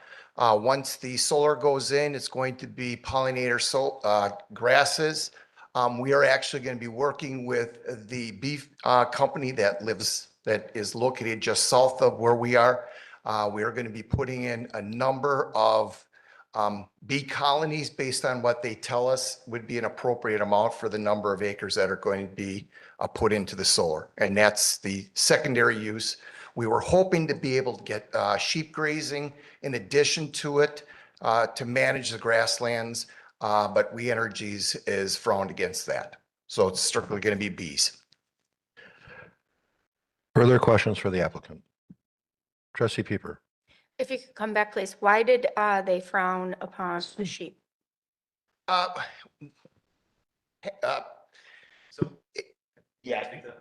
you can speak on that. Yeah, so we have about 180 acres that are grazed by sheep on solar projects today. It's not something that in this utility territory they have tried yet. And so it's something that we're working on. We basically need to make sure our vegetation plan aligns with a project that can be purchased economically by the utility. So it's just, we're basically just not there yet. It's not that they particularly frown upon it. It's just that it hasn't been done yet, so it's not part of this. So We Energies kind of turned that down because they've never had sheep on No, like I said, it's something that they haven't done yet, and we Yeah. need, when we're planning a solar project, we need to make sure that the vegetation plan that we put forward, if what we hope happens, and which is integral to constructing the project, we need to make sure that the vegetation management plan matches what is expected of any purchasing entity. Yeah, I understand that. So, We Energies they haven't done any projects with Lime Kiln Solar, right? In Wisconsin? Lime Kiln Solar is the name of this project. Yeah, so, but Just this project alone. has We Energies done any project, solar power project in Wisconsin that you know of?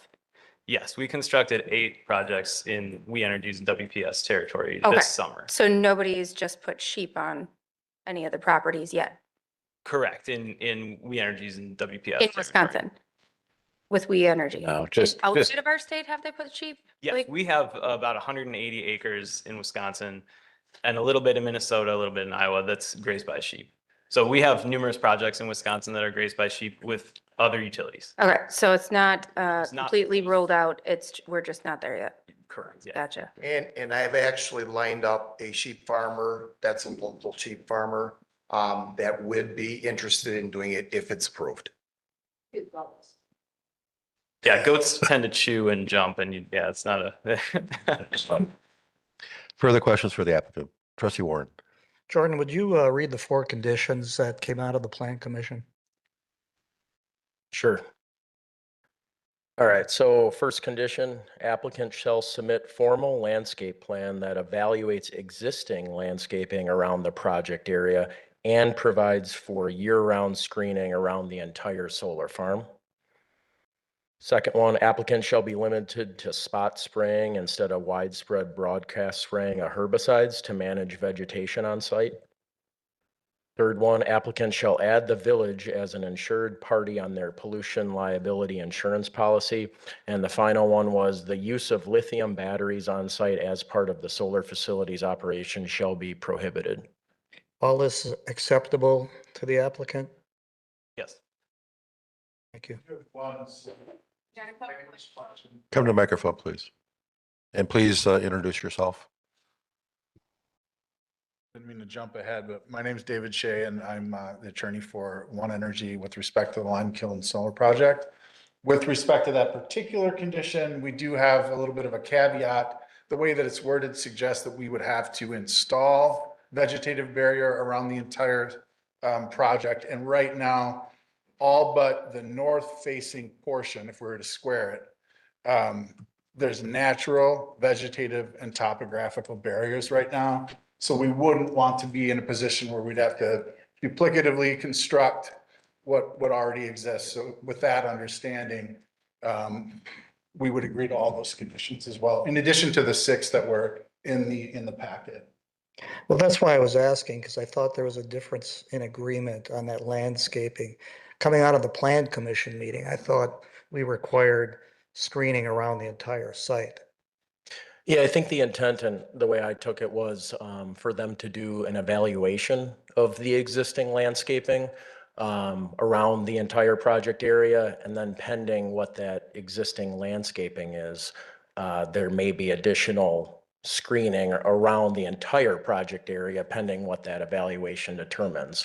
But it is a little open-ended, so that's where I would refer it to the board if they want that screening plan to be reviewed by Plan Commission or add in different language to direct staff. Well, I assume that's why we're asking for a landscaping plan. So Correct. our experts get a chance to look at that and make that call. The one comment I'd like to make with regards to the landscaping and the screening, the whole west side of where the fencing would be, that butts up to the Girls Garden Center. The south side butts up to my wife's cousin's property. It doesn't actually butt up to Garrett's property at all. And the whole west side, that butts up to our property. And we would definitely not want any screening. That's where I think looking at a landscape plan and knowing what the intent is, that we can make that decision. Is it warranted or not? Just trying to screen it from people that would have an issue with it. I voted in favor of it, okay? I mean, the screening thing to me didn't make much sense at the plan commission meeting, but we do have this step here to review the plan, the landscaping plan. And I think that's the step we'll get to agree or disagree with the screening. The only thing I would mention from a staff perspective is potentially adding in language in the condition, whether or not that's going to be reviewed by plan commission or at staff level. That's the only thing that wasn't clarified. It's up to me. I'm fine with staff looking at that. I don't think plan commission has to look at something like that. Yeah. That's just me. Further questions for the applicant? Okay, thank you very much. Thank you all. Okay, now we're to the point of, I'll entertain a motion for discussion. Make a motion to approve as presented. Second, do we have discussion? Trustee Warren? Oh, you second, okay. So I'm the chair of the plan commission, and I voted against this because one of the reasons was local control. And the plan commission took action. We voted against this with the full intention of having this discussion for all the trustees to opine. We heard from the applicant, and thank you very much for coming, and thank you for agreeing to the additional conditions. And I agree with Trustee Warren about having staff be the final say on that, on the landscape plan. We heard from our village attorney. We know exactly what will happen if we vote for this, and we know exactly what will happen if we vote against this. More than likely, we heard from the applicant's attorney that the next step that they're going to take is a lawsuit. And I don't know, Brian, 20,000, 25,000, more than likely we'll lose that lawsuit. Yeah, potentially. I mean, depends how quickly the court deals with it, but I would anticipate that it could be that much. Yes. Yeah. We did sign a resolution on local control, which I continue to support. But I'm also pragmatic. If we're going to lose, at the next step, why vote no? So I'm going to vote in favor of this. So further discussion. Seeing none, all those in favor, please say aye. Aye. Aye. Opposed? Aye.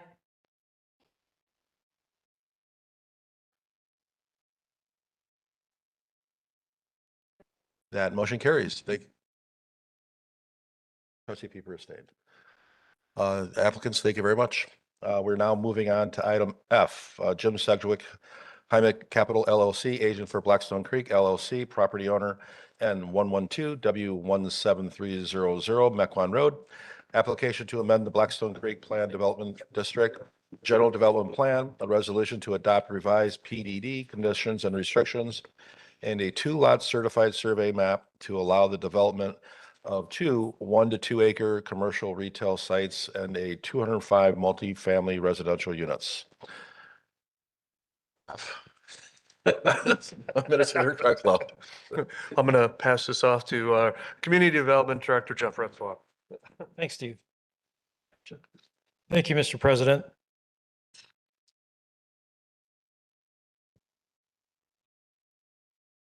The Blackstone Creek Plan Development District was originally created back in 2006, just before I arrived here in the village. So I've been following this project for my entire career, and it's good to see that some of the original development that was originally proposed has come to fruition, and more is on the way.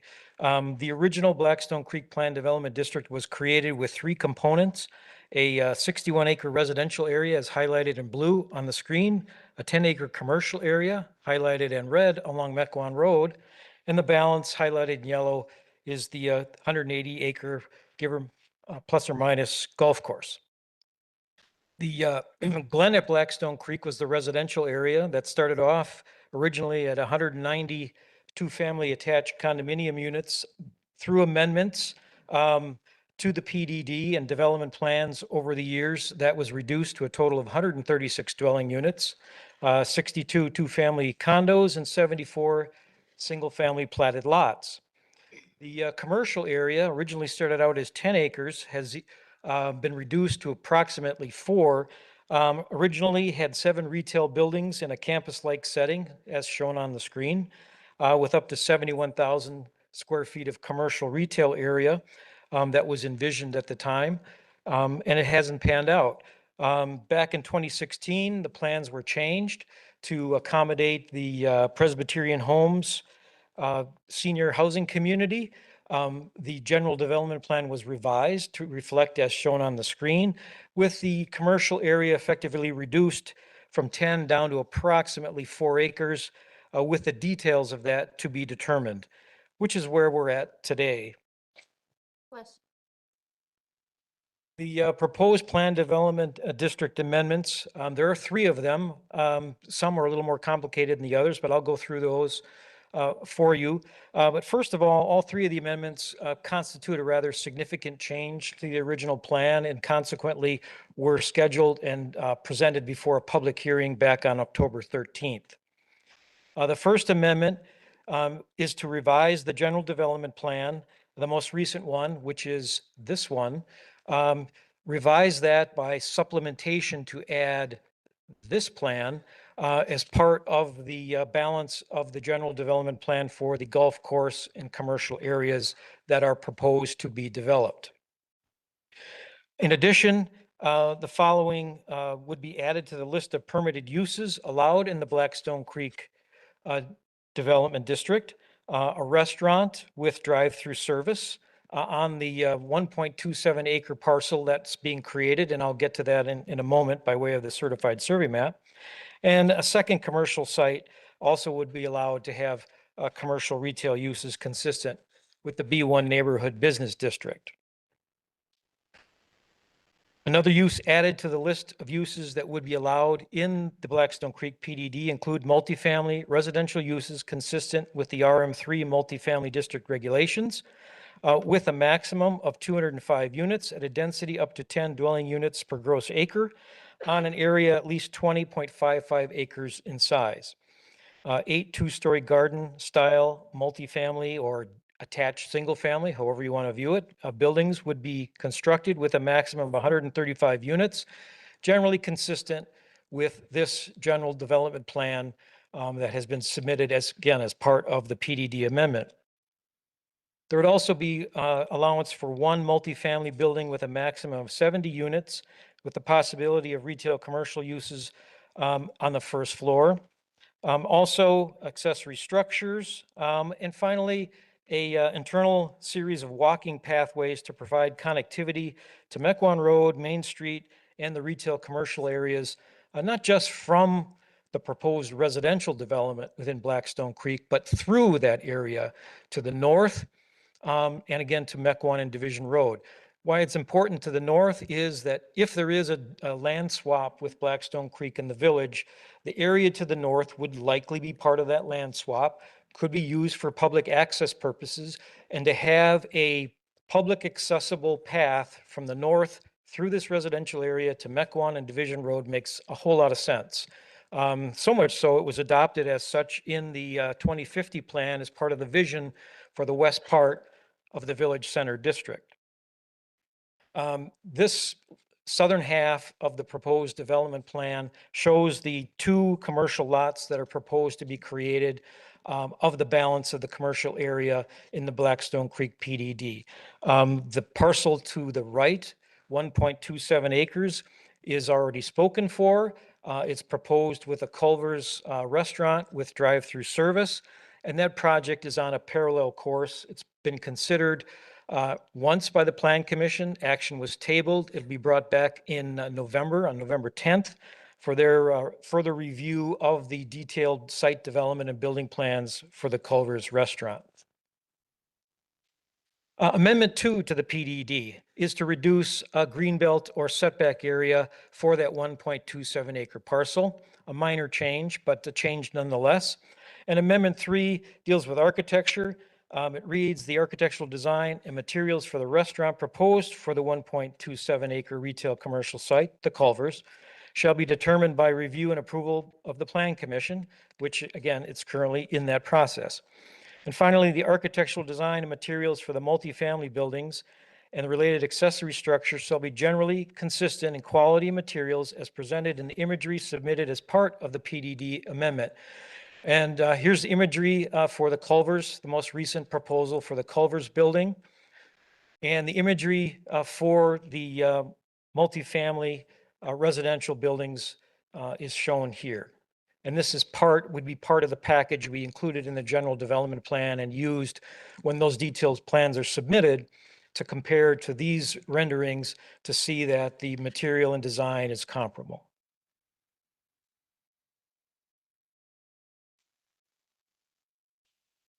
The second application before you this evening is the proposed certified survey map. It divides the golf course property into three basic components at this point in time. We're creating lot 1, again, the 1.27 acre parcel to be used for the Culvers restaurant. Lot 2 is the balance of the golf course property, approximately 134 acres. And we're also creating an outlot, just over 5 acres in size. It's a small, narrow area that's unbuildable. It generally has the Menominee River running through it, and it's located between the Presbyterian Home Senior Community and the Glenip Blackstone Creek residential development to the west. This area has been earmarked for possible acquisition by Presbyterian Homes to add to their holdings as part of their overall development plan. The proposed development phasing for all of this development that we've been discussing includes phase 1 this year, the remainder of this year and into 2026. The Culvers land acquisition would occur this fall, again, assuming the PDD and the CSM are approved as proposed. The Culvers construction would start late this year and into spring of 2026. And the golf course operations would continue through the 2026 golf season. Phase 2 in 2026 and into 2027 and beyond would be the multifamily residential construction phase, currently scheduled to begin in fall of next year, 2026, with possible occupancy in 2027. The phase 3 to be determined is subject to the land exchange that's been discussed between Blackstone Creek and the village. And as I will mention again in a few minutes, your action on the PDD amendments and the CSM don't have anything to do with the land subject to the land exchange proposal. You can take action on these without it affecting in any way that potential land exchange. That's the way it was set up. And so we don't have to worry about that as part of this particular 2 application review process. Some additional staff comments. I'm not going to go through all of them. I got myself into trouble at the Plan Commission meeting because I went a little long. But there are some things that are worth bringing up. Again, the land exchange proposal, the PDD amendments and development that result are independent of that land exchange proposal. The multifamily residential development is consistent with the 2050 plan and the Village Center District. As I mentioned, the proposed density is approximately 10 units per acre. The Village Center District allows up to 25 dwelling units per acre within a PDD, so it's well within those parameters. But more importantly, the plan and the layout that's shown in the general development plan here is generally consistent with what was included in the vision plan for the Village Center in the 2050 plan as shown on the graphic on the right. It shows connectivity with trails and it shows a layout generally of the multifamily residential proposal.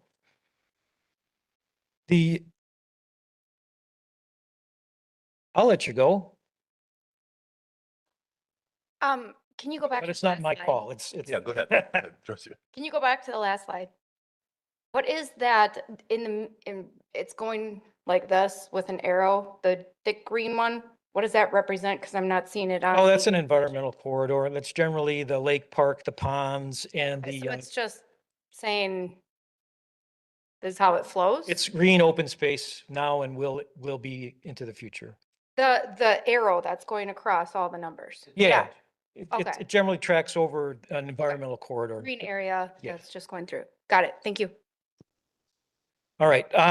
Restaurants with drive-through service. The underlying B1 neighborhood business district doesn't allow drive-through service as a permitted use. So the PDD is being amended to add that as a specific use, a restaurant with drive-through service, and that's needed as a prerequisite for the Culvers.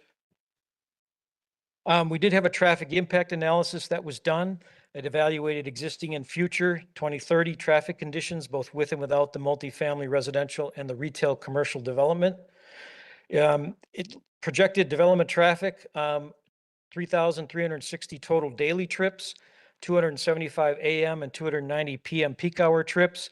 Adding that to the mix, existing and through 2030, all conditions are expected to operate at acceptable level of service, D or better conditions. There are improvements that are required. They are generally driveway turn lane and intersection and roadway pavement restriping, lane extending sorts of improvements, not significant widening or signalization improvements that are required. Finally, I'll just get right to the Plan Commission recommendation, which is to approve the proposed amendments to the Blackstone Creek PDD as summarized herein, and subject to 14 additional conditions contained in the staff report dated October 13th, 2025. All of those have been folded into the draft resolution, included in your packet. It's a new resolution with these 14 additional conditions, and then that is included as an exhibit, and that's packaged together with the other existing 5 resolutions that were adopted in the past that contain conditions that govern other parts of the Plan Development District development. And finally, the Plan Commission is recommending approval of the certified survey map as proposed with 3 conditions also contained in the staff report. So with that, I know we have Jim Sedgwick here with HIMAT, representing the owner, Blackstone Creek LLC. Jim, if you wanted to add any comments at this point, or I'll entertain questions. Questions for Director Esloff? Do we need a motion? No. I'll make a motion to approve as presented. Discussion. Trustee Jan Miller. Jeff, could you go back a couple slides? There was something with a map that said Cove there. Here, what is this? Existing Rivers Cove? in Stone. Oh, this is a comment that refers to the need for a perimeter landscape buffer along that east property line that it shares with the Rivers Cove, the existing residential development. That was something that was incorporated into the 14 conditions. It'll basically require that when we get the detailed site plan for the residential area, that they have been put on notice that we're going to be looking for a landscape buffer between the new residential and the existing residential along that common property line. Is the 1.27 acres for Culvers phase 1 only? Is that the only thing, or is it this whole big section? No, the multifamily residential is proposed for the second phase. The first phase is essentially these approvals and the Culvers acquisition of the small parcel in the corner. They're getting through the development approval process and commencing construction and opening next spring. I guess you could say part of the end of phase 1 is the golf course continuing operations through the 2026 season, which is currently the plan. I will say that the pending action tonight has nothing to do with Culvers, because Plan Commission. The Plan Commission has not approved Culvers going in there. We presume, based on a great presentation from Culvers, that it will be Culvers. But what we're approving tonight is just to allow for a restaurant with a drive-through capability. Is that accurate? That is correct. Okay. It's important because it's a prerequisite for a Understood. drive-through with Understood. restaurant with drive-through service, So- but it is dealing specifically with So culverts. pending action tonight, we're not approving culverts. The plan commission has a path forward for that. When would that be on the plan commission? Next week, November 10th. Okay. And then referencing phase 3, the reason why it's in the packet tonight is because it's the exact packet that was in the plan commission. I would probably suggest it never should have been in the packet in the plan commission, but it just causes confusion, unnecessary concern from our stakeholders on what may or may not happen in the future. Right. But the reason why it was in in that plan commission packet, it has to be in our packet tonight. So further discussion. Well, I have another question. There's a 70-unit building in here in phase 2.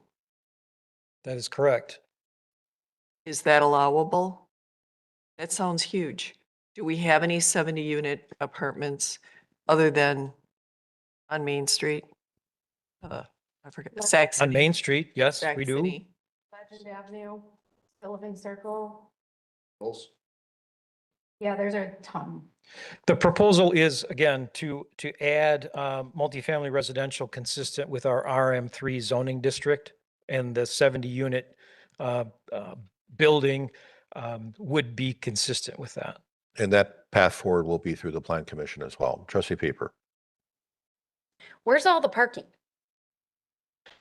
There's parking. I see these little parking slots, but I don't see, there's definitely more units than parking spots.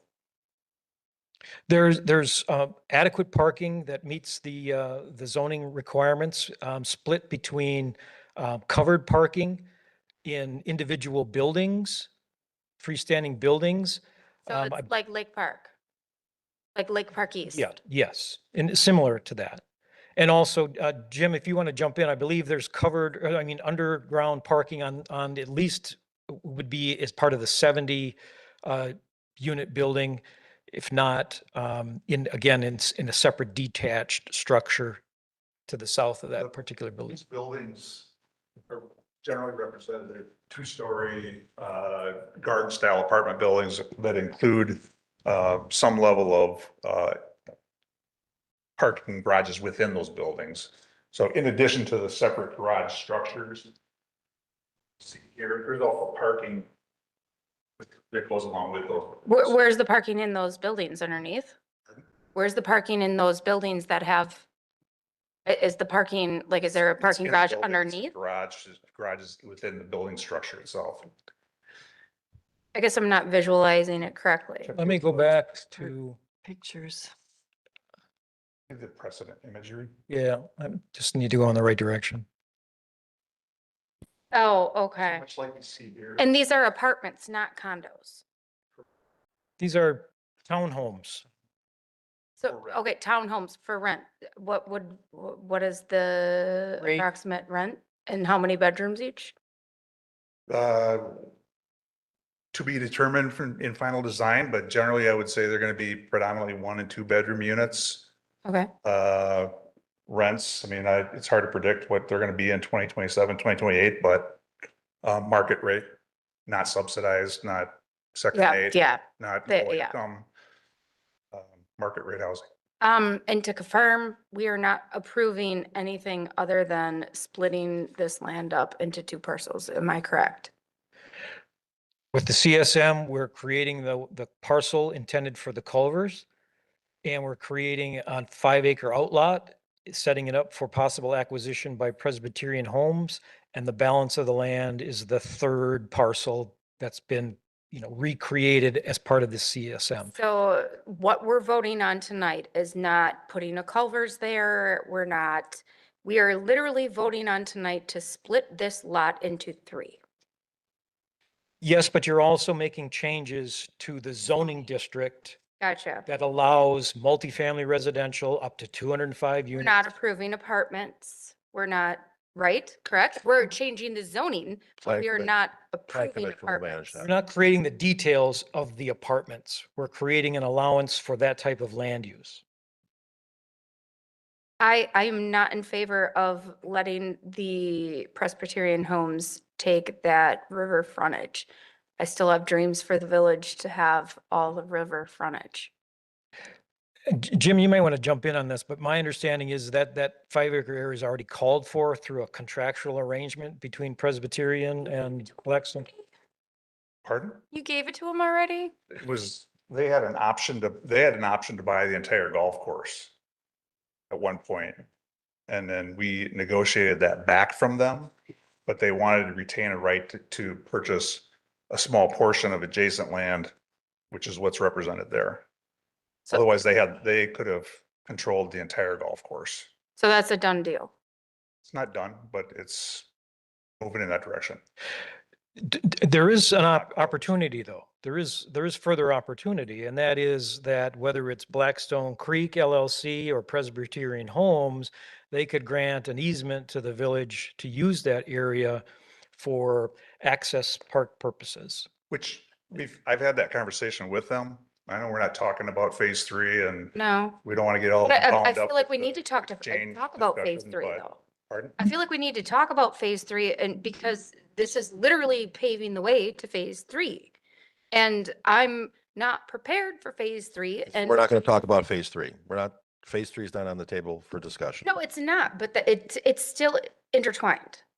Again, there's a path forward for that at a later time. It may happen, it may not happen, phase 3. But the lot doesn't preclude that from happening either. Trustee Jan Miller. Just one more comment. I think that phase 3 verbiage is in your your letter to the village of Germantown from Hymet Corporation. And it clearly says phase 3 opportunity submitted and the exchange agreement. And the problem I have with the exchange agreement in phase 3 is the verbiage of the TIFs. Can we take this out of your letter? Like I said in my opening comment, the packet that you have in front of you tonight was the same packet that was in the Plan Commission. I And understand. if I would have reviewed the packet, I don't review the packet, I review the agenda. I never would have allowed phase 3 to be in the Plan Commission packet because it's causing unnecessary concern amongst our constituents. That will be further board action at a later time. But we're approving it. It is written. We're not approving anything about phase 3, nothing about phase 3. Simply including something in an application or in a staff report or a PowerPoint presentation does not make it part of the proposal. It's simply a reference to additional activity that, could take place in the future, which I think is fair to include in Jim's letter as he did and in the staff report as I have. But it's not part of the approval before you. You have a CSM before you and you have Plan Development District amendments, the 3 of which that I've gone through. And we've got a developer that is incurring all infrastructure costs for this project that's in front of us now. There's no TIFs or TIDs involved in this project as we see it. Trustee Baum. Can somebody talk to water detention, flooding, all the issues with engineering for those issues so that we can calm down all the residents that are contacting me? In this image right here, I see 4 detention ponds that look to be new detention ponds. Correct. That are presumably to address the issue, but you haven't gone through the engineering yet until you get this approved that yes, this concept is going to work. Then you will engage the engineers to formally propose where the ponds go, how much water they can handle. No water is being discharged onto the neighbor's property to flood their basement. The 100-year, 1,000-year flood that we just had no impact on the land that you are building on because you are above the floodplain. Correct. there any other issues that we've heard about that should be addressed related to floodplain concerns? This is not wetlands, it is floodplain for the periodic flood. The annual flooding that is associated with this river is much lower and much closer to the river. It does not come as far as you saw it come back in October. And that is one of the reasons why the golf course is stepping aside, is because it floods and they can't run their business. We also have no say in the golf course itself. People want me to step in and preserve the golf course. That's beyond us. We don't have any control over what the golf course owner is going to do. If we do something in the future, yes, you could keep a 9-hole golf course there. Somebody could if they wanted to, but that's for somebody else to decide. That's not part of HIMET's initiative here. Are there any other issues for water detention that I have missed from all the emails we've received? Trustee Pieper. Don't yell at me, President, please. But we really need to negotiate the land swap first, because that literally sets precedents. We're going to lose all leverage in the land swap by allowing this zoning change. We can't, once we approve the zoning for apartments, we have no leverage to negotiate in the future. No. We are literally giving them the zoning, and then the land swap comes after. It makes no sense. We have to negotiate the land swap first. We have to, or else we lose. Jim, I respect you. You know I do. And I honestly like you as a person.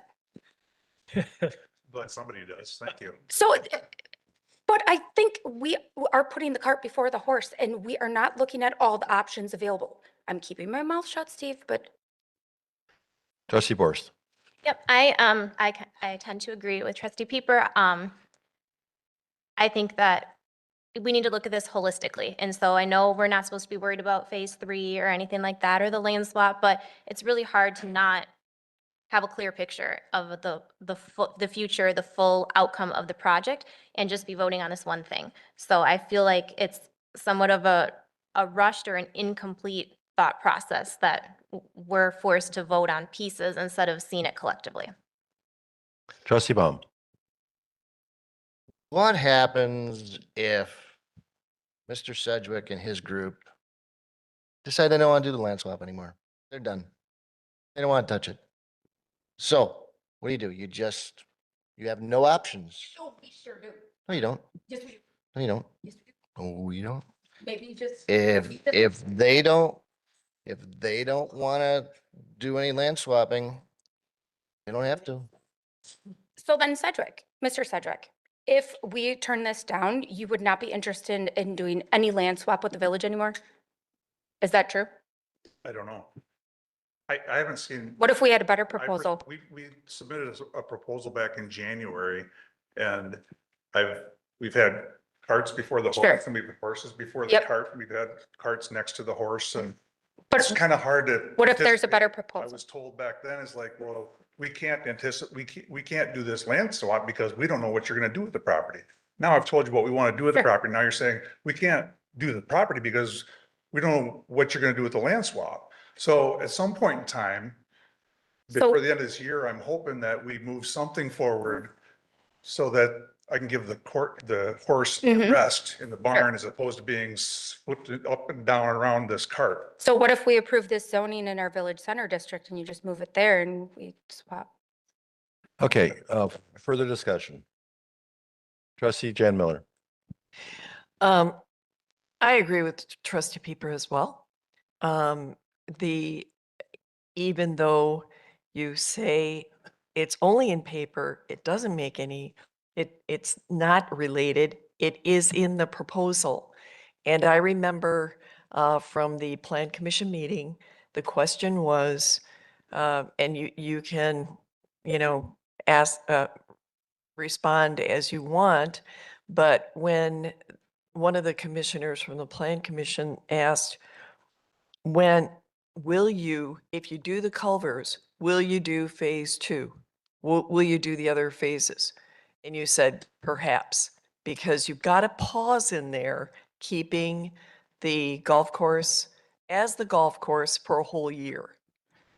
And if you were so ready to go and wanted your horses out of the gate, I would think that you would want to start this right away. That's just my thought. Not necessarily. We still haven't fully engineered this. We've engineered it to a point where we've done the So we don't- mapping, and we've allocated land for stormwater. We've had engineering do preliminary studies on it, but we haven't done all the architecturals and all of the things that we need to present to the plan commission for their approval. They're not done. We're going to use this next year to work with the plan staff to develop those plans.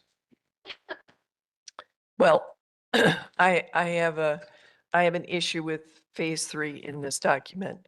And that's what I can tell you. The other thing was the first letter to the village that you sent to us, the plan was for a value of about 75 million, and now it's at 55 million. Density's dropped. Well, the other numbers are the same. They're not. What were they? I think we were originally talking about 350 to 400 dwelling units. Now we're at 205. And that's why you lowered the value, because of the number of units. Predominantly, yeah. I mean, the value is Based on the units. density and the number Right. of units, right? Village administrator would like to say a couple words. Just to hopefully not confuse, but maybe clarify a little bit about how phase 3 fits into this. This is the proposal that's before you tonight really is independent for the proposal for the land exchange. If this gets approved, if the land exchange goes forward, that'll be something that comes to the village board again in the future for consideration. And, there could be the development of a village park in the area that's now the golf course. If the board doesn't want to pursue that, it's likely that the property owners would continue to operate a smaller golf course, at least for the near future. So either way, that doesn't necessarily have an impact. Also, just an update, we did complete the process of getting appraisals on the parcels that were being considered as part of the land exchange. We'll plan to bring that to the board at the next meeting if the agenda has room for it. Further discussion? Trustee Jan Miller. Well, there was another thing that I didn't like about the proposal with the parking lot setback going from 15 feet to 6 feet. And I'd also, if you have some sort of diagram about that culvers and what the in and the out is on the driveway, because I have a hard time envisioning a semi turning north on Division Road and trying to get in there, or from Mech 1 Road and trying to get in there and make deliveries, because it's going to be an 18-wheeler. Those details aren't subject of the 2 applications before you this evening. Oh, well, That'll be vetted through the plan commission. well, you're asking us to approve a drive-through. If there isn't enough room, why would We're we asking approve you a to drive-through? Approve the use, a restaurant with a drive-through facility. But We're yeah, not asking you you want to the use. approve Do a you specific think drive-through Culver- design. Okay, do you think Culvers would want to be there if they couldn't have a drive-through? No. Point. Yeah, so I don't see why there wouldn't be a diagram now. Because we're not approving culvers. We're approving the concept of the use of the land. But we're giving away our leverage before we even have a deal. There's no going back from this. Further discussion? Okay, we're gonna have 2 votes, one to approve the PDD, the second vote to approve the CSM. Entertain a motion to approve the PDD. Oh. We had a motion for both? Okay. Oh, separate. Please separate. Seconded by trustee Kaminsky was the original motion. So we're voting for both. For one or both? Can we both? Both. We're voting for both. Why? That was your intention, trustee Baum? Yes, it was. Okay. Further discussion? Yeah. Roll call vote. Just so to make sure that the recording picked this up, the motion that was currently previously made was a motion by trustee Baum, seconded by trustee Kaminsky to approve as presented. Is that correct, trustee Baum? Correct. For both items. We'll do roll call vote, starting with trustee Warren, Aye. trustee Ketz, Nay. trustee Baum, trustee Jan Miller, Nay. trustee Borst, No. trustee Pieper. No, I still like you. Trustee Rick Miller, No. trustee Kaminsky. Release President Soderberg. Aye, and that motion fails. We are now on to item adjournment. We are adjourned at 9:15 PM. Thank you for coming tonight. Drive home safe.